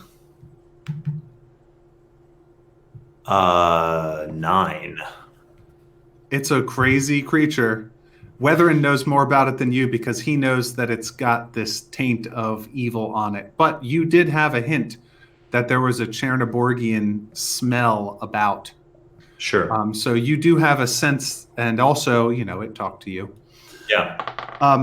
Hey, real quickly, I was just going to see if I could roll one too, but because I don't know what I'm dealing with, Arcana or whatever. Nature check, please. Nature, but I rolled a 20, so. Sure. This is an aberration called a Nothic. It's very psychic, and it likes to pal around with things like mind flayers and stuff like that. They're very nasty, sort of extraterrestrial, extra-dimensional, foreign Lovecraftian horrors. Okay. This one is an extremely psychic one. With the 20, you know that like sometimes they even have the power to like read minds. Okay. I'm gonna hold that, but I'd like to talk to Barkus later. I'm just gonna keep my mouth shut. Okay. Because I'm always watching Mal, and they did not have a normal interaction. Him and the eyeball guy. Everybody saw it turn that eyeball right at Mal, and Barkus is currently looking for an explanation. It was dead. We all thought it was dead, and then you show up and it looks right at you. What's going on, sailor? With great power comes great attention. Unfortunately, this creature saw that we, a ship full of powerful individuals and a ship with the omen of death pronounced by the gods, approached us. For what reason? Who can say? But clearly he had some draw to this ship. Perhaps I, in my great arcane power, acted as a lightning rod of sorts. Who is to say? Go ahead and make a deception check. Can I spend a fate point or an inspiration No. point, or can I spend a thing? Yeah, Mal is very transparently BSing here. What'd you roll though? Well, for a deception, I rolled a 7. Okay. Some of the sailors are like, seems like BS to me. But Barkus is, well, this has been a strange, cursed expedition. I think I'll talk to the captain about it, but God love you, I Barkus. I'm going to give you a raise at the next performance review. I could understand if something like that was the case, although I'll have to think about it more. At this point, some of the sailors are gingerly sort of poking at the Aarakocra, feeling for a pulse just in case this one's going to jump up too. But she seems to be genuinely dead. And at this point, Fennetir, somebody has gone to fetch you. One of the sailors has come into your room and has like knock knock knock knock knock knock knock knock knock knock knock knock knock. Oh, hey, what? Can Mal make a search check What? A search check, which I guess would be either perception or What do you want to do? searching the body of the Aarakocra? He's standing next to her. Oh. Sure, yeah, but right now the camera is looking at Fennetir. I was just saying that because I didn't want things to this time-wise for to search forward. But go ahead. Good. What's up? There's a sailor knocking at your door. Hey, what are you doing? She starts saying this crazy story like there was a monster and it had one eye and it was looking at your buddy and there's a dead Aarakocra and there's a boat and people are jumping around and stuff's going on. Come on. She's like she wants you to come and help. Okay, I'll come. I don't know how much help I'll be, but Okay. You come up there and you see this going on. What you see is you watch as Kalark, the Aarakocra harpooner, flaps down just as Malmer is about to start rifling through the possessions of this Aarakocra woman, and he lands right in the boat and sort of shoves you aside, Mal, and he says, "Let me. She's of my people." Mal defers. And he checks her pulse and says, sadly, she has passed on to the afterlife. We will, She has do what joined I the can do Great for you. Nest. The great nest, yes. Oberon will watch and guide her through her flight with the stars. And he, closes her eyes and she's got a messenger's pouch, and he takes that off of her and he looking for. I'm gonna see if I can find out who she was, and he That's what I was going to do. rifling through the pouch and pulls out a letter. Oh, this is very interesting. I don't like this news. I may have to talk to the captain about this. And he tucks the letter into a pocket. Then he takes the Aarakocra woman and gestures to you, Fennetir, and says, "Well, we'll give her some sort of ceremony. I guess she must have encountered that creature on her journey. It's really dangerous to travel alone on the cloudy sea. She must have been desperate, and then this thing caught up with her. Well, I guess there's nothing we could have done." He's Weathering, you're nearby all this? Yeah, I'm about where I was. Or has Barkus walked away? I think No, Marcus is still there.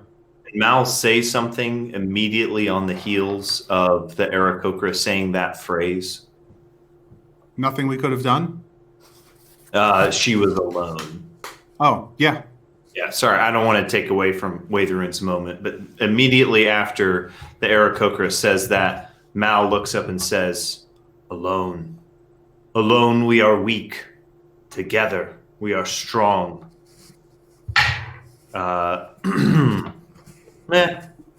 He says that. Yeah, he says that, and that's like a 12 persuasion check to try to make this a moment of galvanization for the crew to Okay. take a hit. Alone we fail, together we succeed. Probably would have asked. Well, yeah, no. Probably would have asked for a performance check, but don't worry about it. Thank you. Well, in that case, it would have been a 12. Yeah.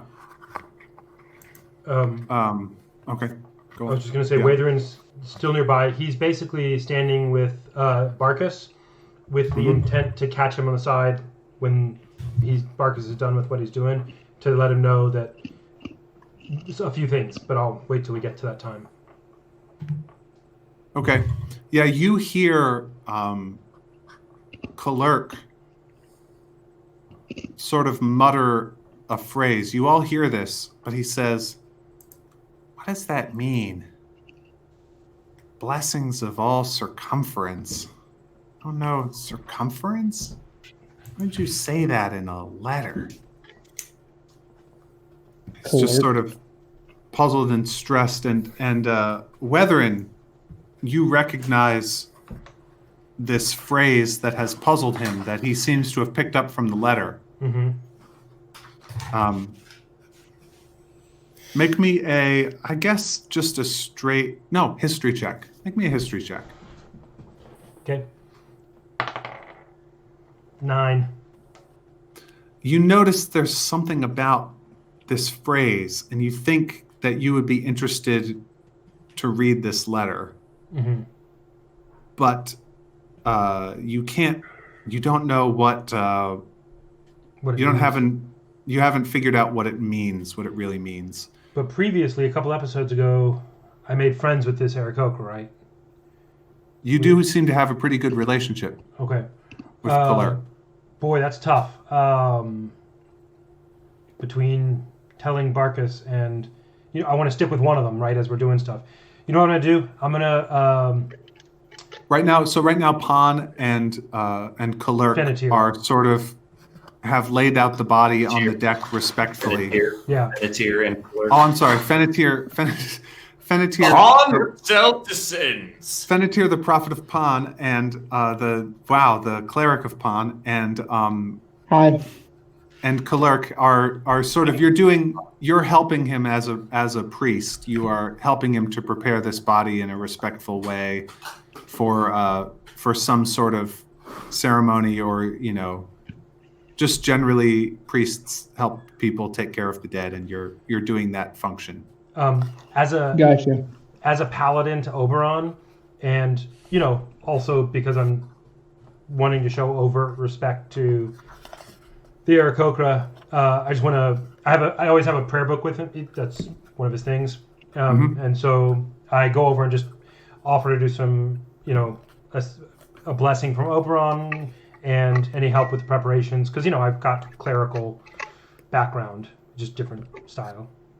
As, let's face it, the holiest man on this boat.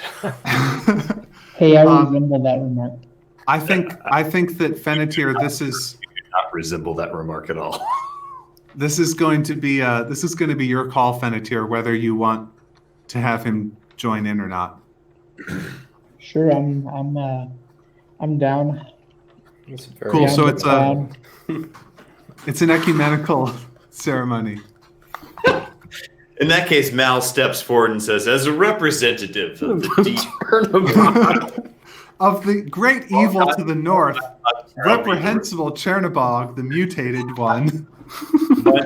he who wishes to flatter your entrails hither.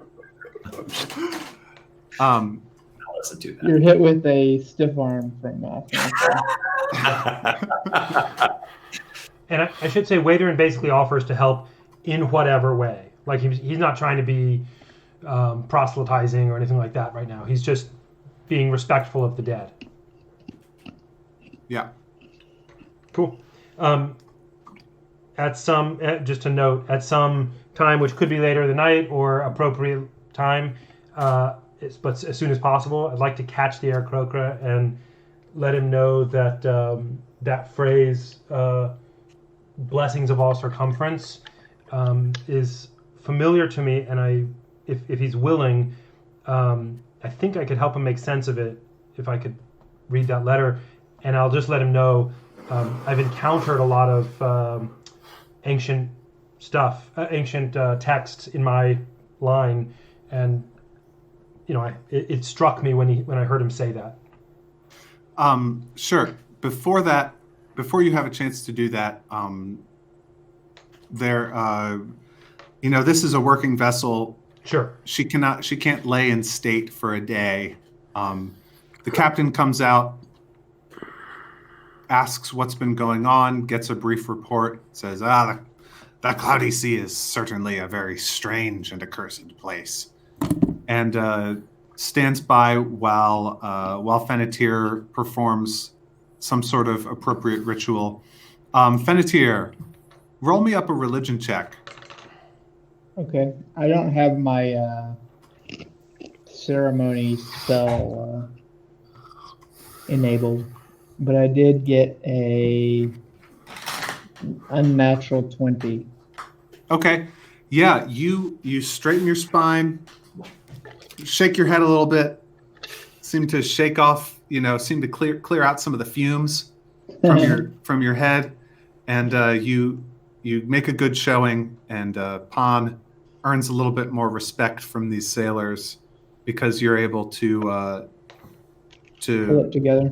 pull it together and make this ceremony happen in a way that is satisfactory.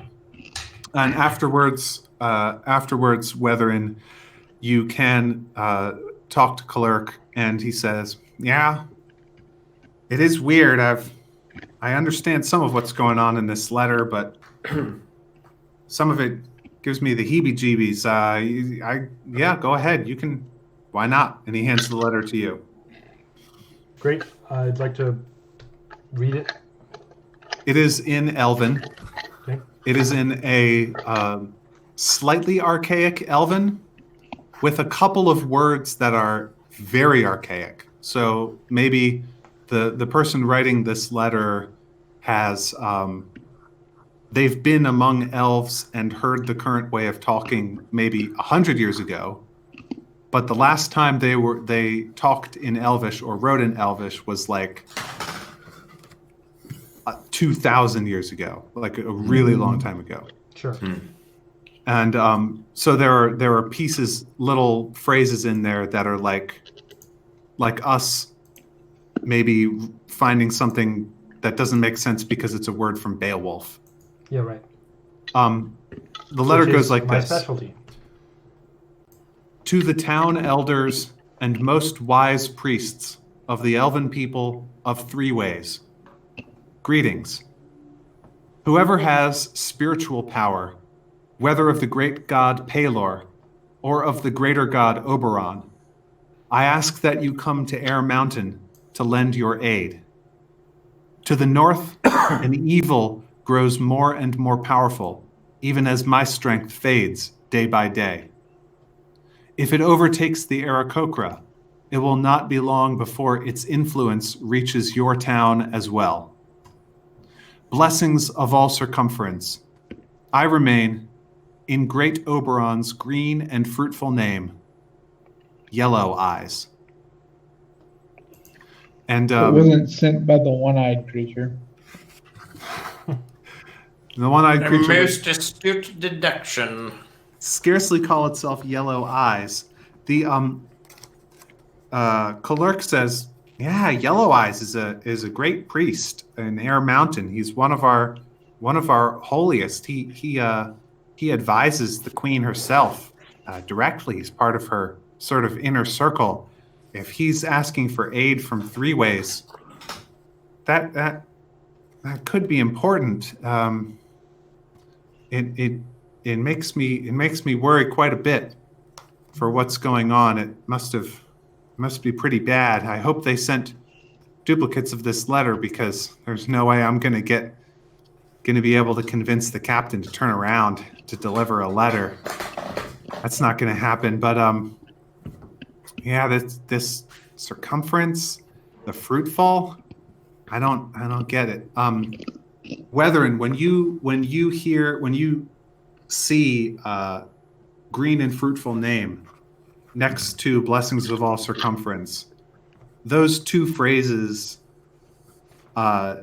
you get taken back in your mind to some of your studies.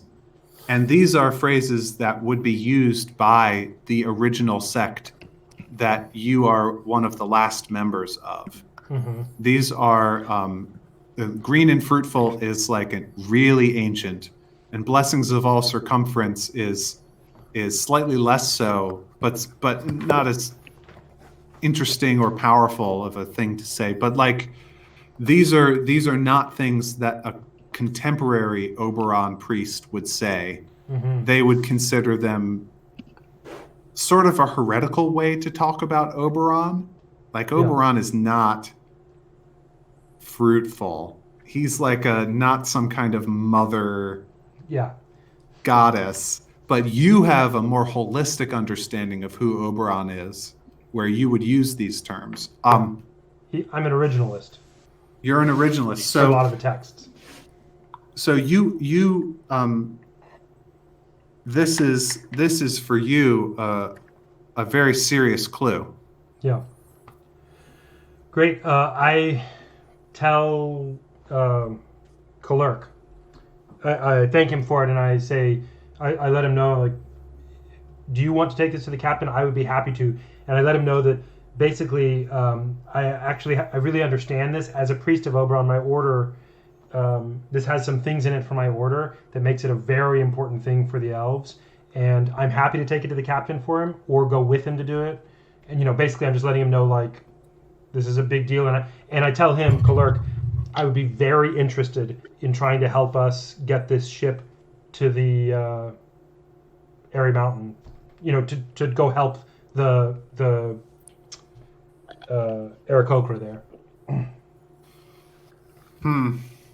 Yeah, I think that might be a good idea. I think I would be on that side. Not that, I mean, it's not a charity cruise, but I'll see if I have any influence. I'll try and apply it in that direction. I think I'm on your side with that, buddy. I will too.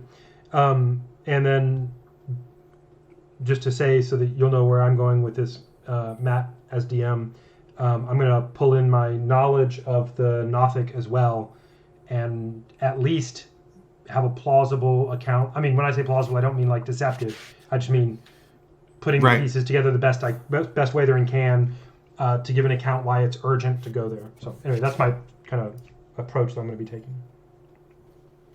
Sure. It is nighttime now. Things are calming down. You guys can go ahead and take your long rest. The captain is not available for you to talk to him right now. Okay. Do I have the letter, or does Kalerk? He takes it back from you. Okay. I'm going to write down just in the back of my books, I'm write the letter down because of the historical importance to me. Cool. Yeah, you're a scholar, Yeah. a scholarly type. You're able to copy it down pretty accurately. Great. Cool. Long rest it is. Your characters can go ahead and take that long rest. Tashash. Mm-hmm. You are walking the deck as the sun starts to go down, and there's this orange color in the sky, this like fantastic sort of all these different colors, and suddenly you are reminded in a very bodily, tactile way of some of the colors on the scales of some of the dinosaurs that you have herded before. These sunset colors do appear on some lizards, and suddenly, like, you just get this sense that the sky is like the flank, the side of some enormous animal, and you even start to see it moving back and forth with the breath of this animal, and then the breeze blows, and it feels sort of warm, like the breath of this creature on your face, and you realize, well, I don't know actually. Do lizard people have any sort of tradition where they would know or understand what a vision is, or a like spiritual experience?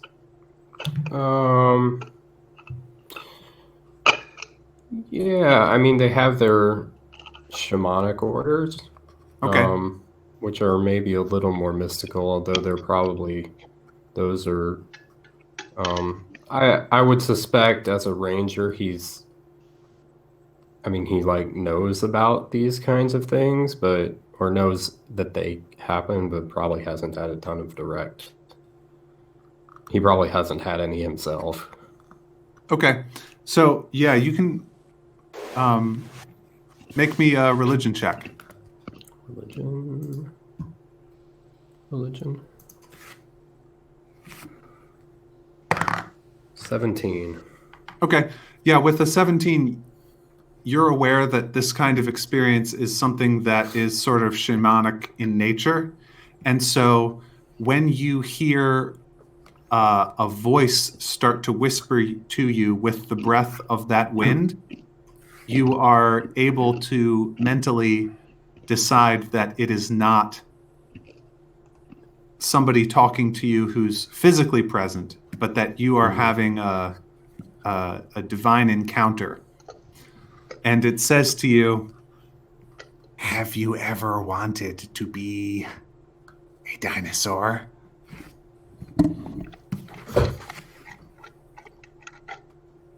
No. Should I? Yes. Twice you have been overboard. Now go a third time without ropes or reasons, without hope of any kind. Give me your fear and go overboard. And Oh.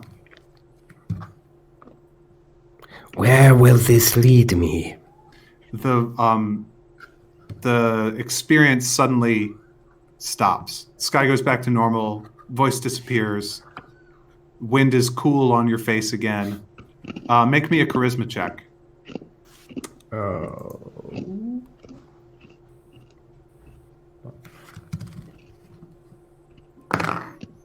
That's an 8. Okay. You are not sure whether that was meant to be a command or whether it was meant to be an invitation or whether it was meant to be a prophecy of what you're going to do. You're a little confused about what this is for. And the camera is going to leave Tashash there at sunset on the deck, just sort of shaking his head like, what just happened to me? And it is going to zoom down into the hold to Fennetir's room, where he is praying at his bed, and to Pan. And as often happens, Pan shows up for him. What, Pawn? Instead of it being like a dream where Pan like takes you to a forest and parties with you for a while. Pawn seems to be physically present in a way that he's usually not in your room.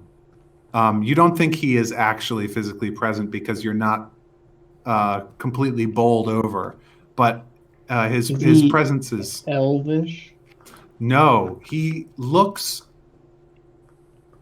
strangely animal, more animal than he usually does. Usually he has like horns, like little horns, but they're somehow more prominent right now. And they're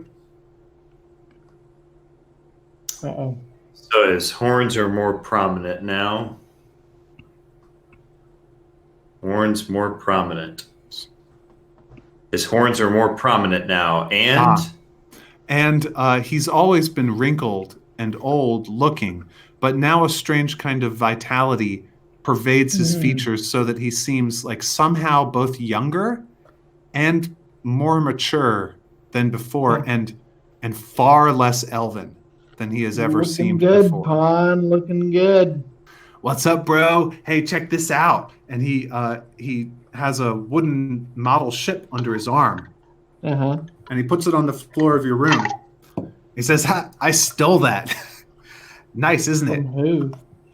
Oh, it's some king somewhere. I don't know. I just wanted a model ship like this for this like demonstration I'm gonna do for you, man. Check this out. He takes out of his pocket a pebble. He holds it between his thumb and forefinger, and he holds it on top of the model ship.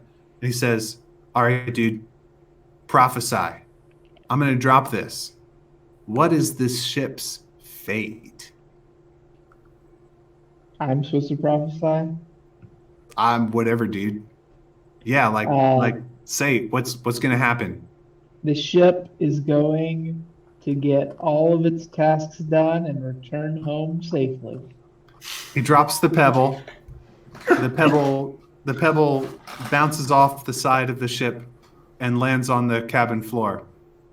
He says, "That was a weird kind of prophecy to make. I was going to drop a pebble on it, and you said like they're going to get all their tasks done." Have you gone straight, man? Then out of another pocket, he takes a fist-sized rock. Now this model ship is only maybe like a foot long. It's got detailed work and good craftsmanship, but it's not like solid and made of oak or whatever. Like it's an artwork, and he has a fist-sized rock. He holds that over the ship and he says, "Okay, now prophesy and tell me the fate of the ship when I drop this rock." Oh. That's where the party's at. He drops the rock, and it knocks off one of the masts. He says, Which one? "I don't know. I think maybe I might have messed up the whole god priest thing with you a little bit because you don't seem to be getting." I blame myself. I blame myself for this, but like I planned it this way, so I'm just gonna finish up. And he reaches behind his back into some kind of godly hammer space, and he pulls out a boulder that somehow, the edges of the room have dissolved, and you're suddenly in a space that's big enough to accommodate what's happening here. And he's holding a 10-foot diameter boulder above his head, rough granite with mossy patches. There are clumps of dirt that are falling off of it onto your bed. He holds this enormous boulder above the ship, and he says, "Last one, man. Prophesy. What is this little ship's fate when I drop this on it?"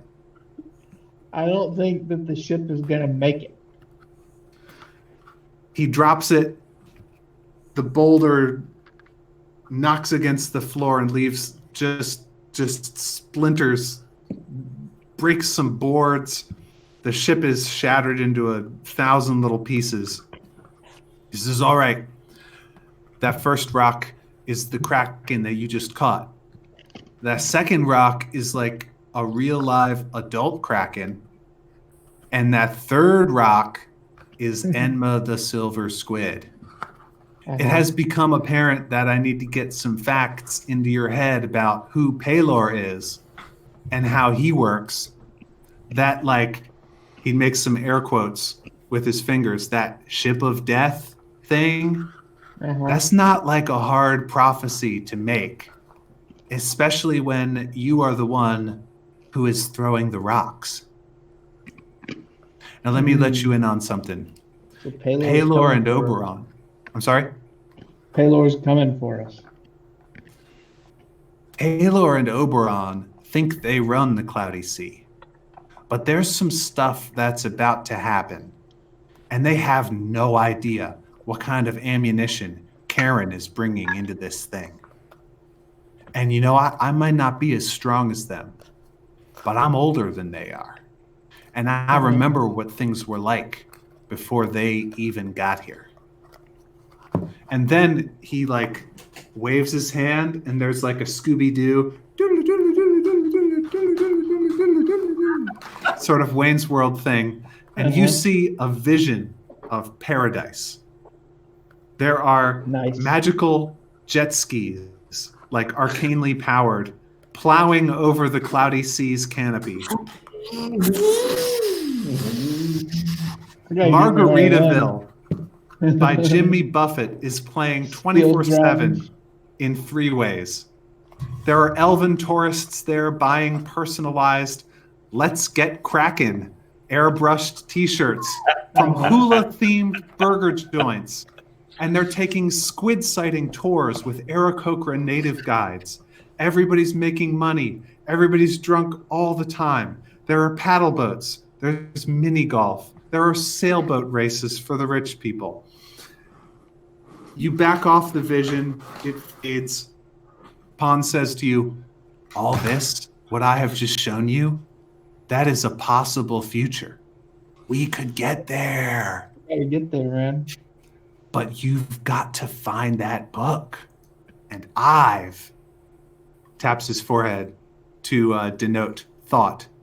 And I've got to figure out what our next move is in this divine game of chess that's going on.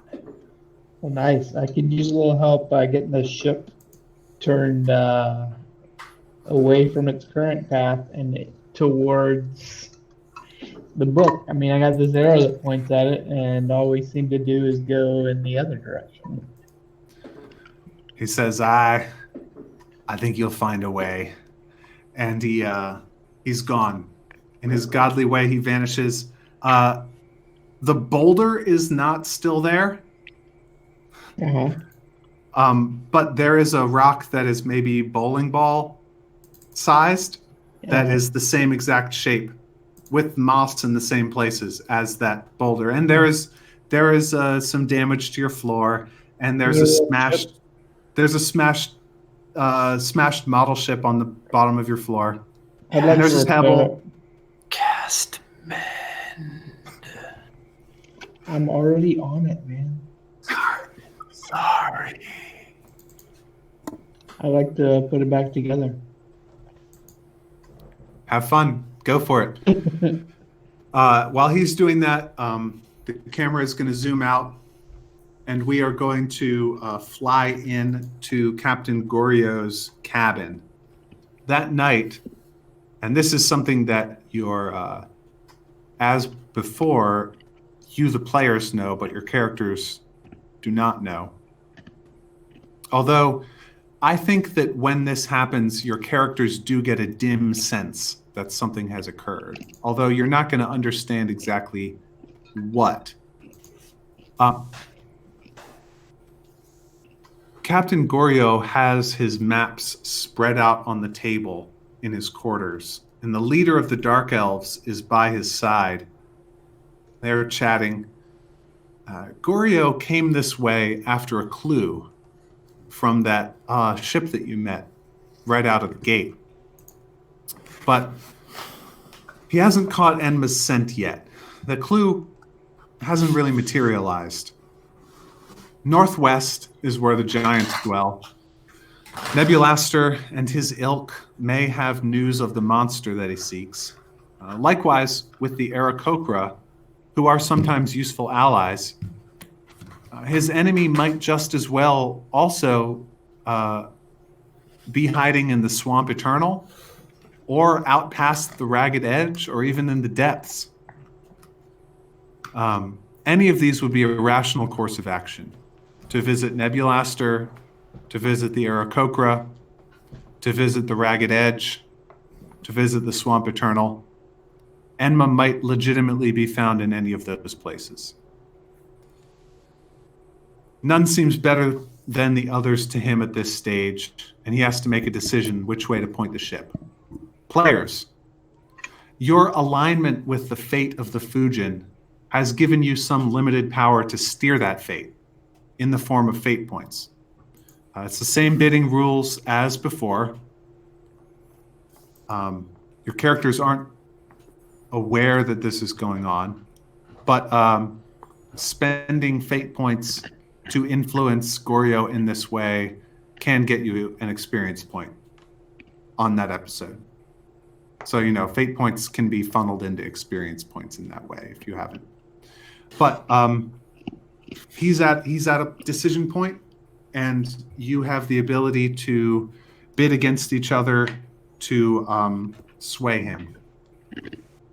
If you want, if you want to, we can roll initiative, which will just be D20s, and will be which one of you gets to have a chance to do it first. Real quickly, if we spend, just a mechanical question, we spend and then, or we bid and then are outbid, whatever. Is it an auction? Is it the highest bid does it, or are we all paying for the things? The current rule that I decided on is that when you spend a point and it's gone to push him in one direction, and then somebody else can push him in a different direction by spending one more point than that, and those points are spent. Okay. And gone. It's not like a bidding war where only the highest one wins and only the highest one gets spent. Okay. Cool. I don't have an opinion about mechanically how we should do that, but Wather and I want to have him go. All right. Yeah, everybody roll initiative then. We'll put it in order. This is without initiative bonus or with initiative bonus? Without, because it's not your character, it's just you. Yeah, it seems like this should go in reverse order from lowest to highest, right? Because the 12. higher. Tell me what your roll was. 15. 6. 6. 12. Dave and I each got 6. Should we re-roll or what? Yeah, re-roll to see which of your sixes is a higher 6. 1. 13. All right, Josh, are you going to spend a point to try and get the Fujin pointed your direction? Mm. All right, Dwight, are you going to spend a point? No, I'm good. Dave.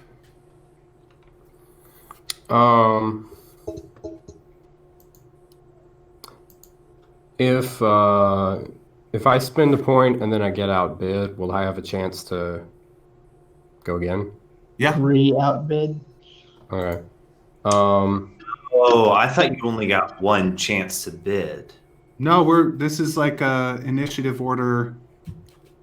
We can go around and around until we're done. I bid 4 points. The Ragged What? Edge. It's not your turn. Well, oh boy. Can we start over? No. Let's start. You Oh. get to do it again when it's your turn. Okay. That's Do I one get damn it again if I turn. did the first What? round?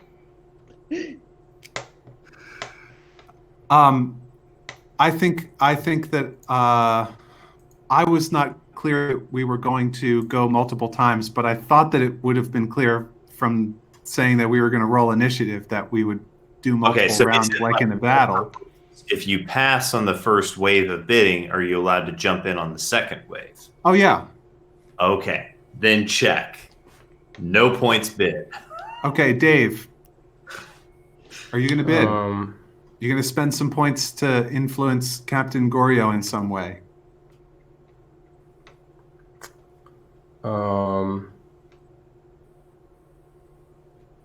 No. I'll pass. So, Robert.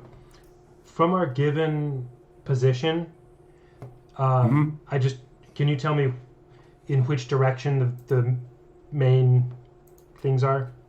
Yeah. So, if you remember our circular diagram with the diamond inside of it, the air mountain is on the lower left side of that diamond, underneath the lower left side, or so Do you have southwest. Okay. Actual picture of that? I don't know. We definitely have it somewhere. And the ragged edge is in the upper left. Nebulaster's Perch is the very northmost point. And the Swamp Eternal is in the lower right. It's where I'm going. Nebulaster is north, and Swamp Eternal is lower right. Okay, and we're currently. This is like a mini map in a video game. This is a hub type of deal. Okay, great. Currently, the ship is maybe halfway. So the rightmost point of the diamond is Three Ways, and the ship is currently about halfway between Three Ways and Nebulaster's Perch. The line that directly connects Three Ways with Nebulaster's Perch is called the cloud line. That's the edge of the world where the ocean falls off into empty space. So you are not at that. You're southwest of that. Yeah. A couple hundred miles. Right. And northwest of us is the Ragged Edge. Yes. Southwest is the Airy Mountain. Yeah. Yes. I will spend a point to persuade Captain, Gorio, or not, you know what I mean, towards the Airy Mountain. Cool. So Captain Gorio's current heading is towards Air Mountain. Josh, your bid. Yep. 2 points. 2. Ragged Edge. Dwight. I'm good. Dave. Current disposition is he's 2 points headed towards the Ragged Edge.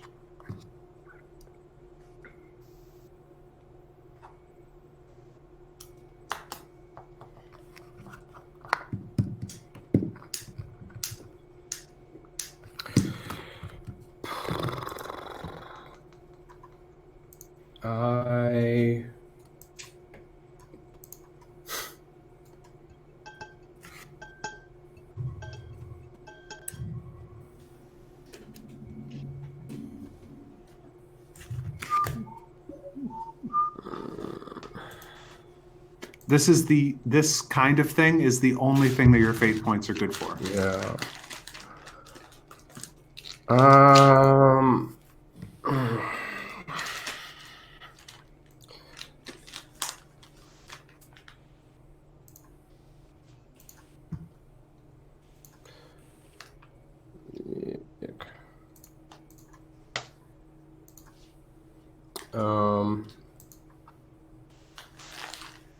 Well, might as well.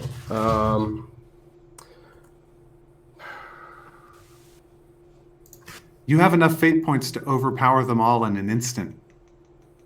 Yeah.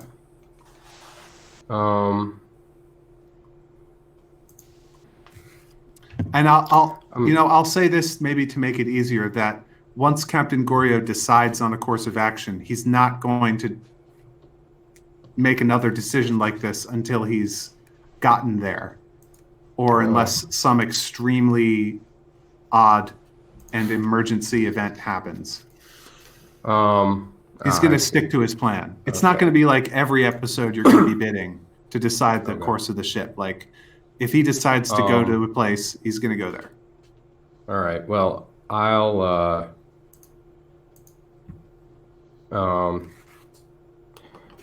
go 7 for the perch.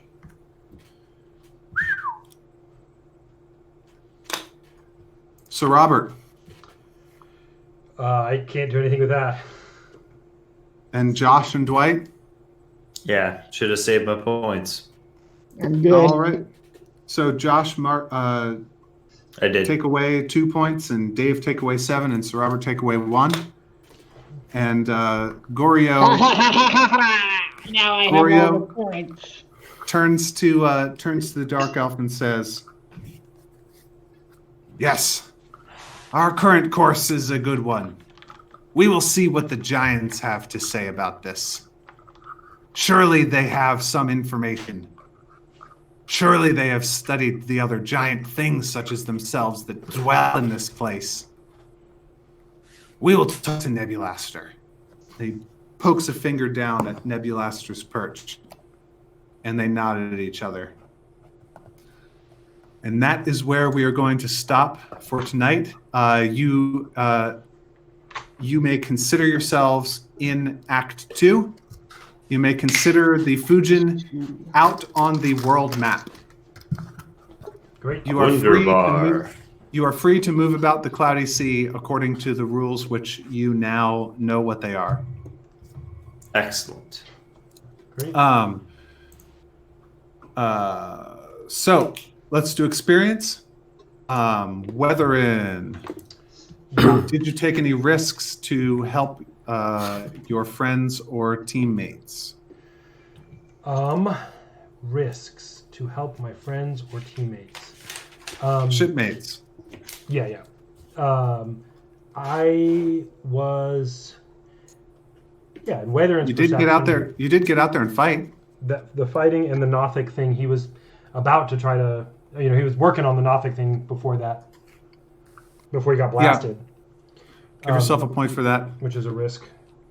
Is there any special way that you helped in the hunt for Enma, the silver squid? I don't think so. You participated in the hunt for Actually, the dolphin, bat dolphin, That's actually the bat dolphin. Get the You sure did. I think you should go ahead and mark a point for that. Cool. Did you advance your personal quest? I would say so. I should think so. Did your attitude towards fate complicate your life in a meaningful way? Your fate disposition is, I can't avoid the fate that's coming for me, so I'll embrace it. Yeah, basically he has something like death wish. Not exactly a death wish, but he just doesn't care about himself anymore as far as surviving the ship.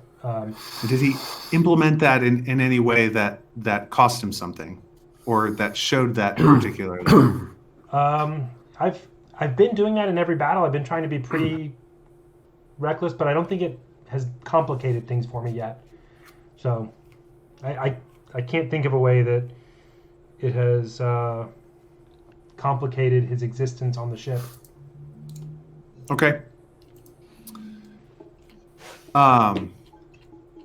Tashash. Mm-hmm. Did you take any risks to help your friends or shipmates? I helped them hunt some rabbit things. Yep. Not rabbits. Is there any special? Yeah, mark a point for that. Is there any special way that you helped in the hunt for Enma the silver squid? No, I don't think so. Did you advance your personal quest? I challenged Malmer. That's true. You did. Mark a point for that. Did your attitude towards fate complicate your life in a meaningful way? Not this time, I don't think. For the first time ever. First time ever that it hasn't, yeah. Although that vision at the end.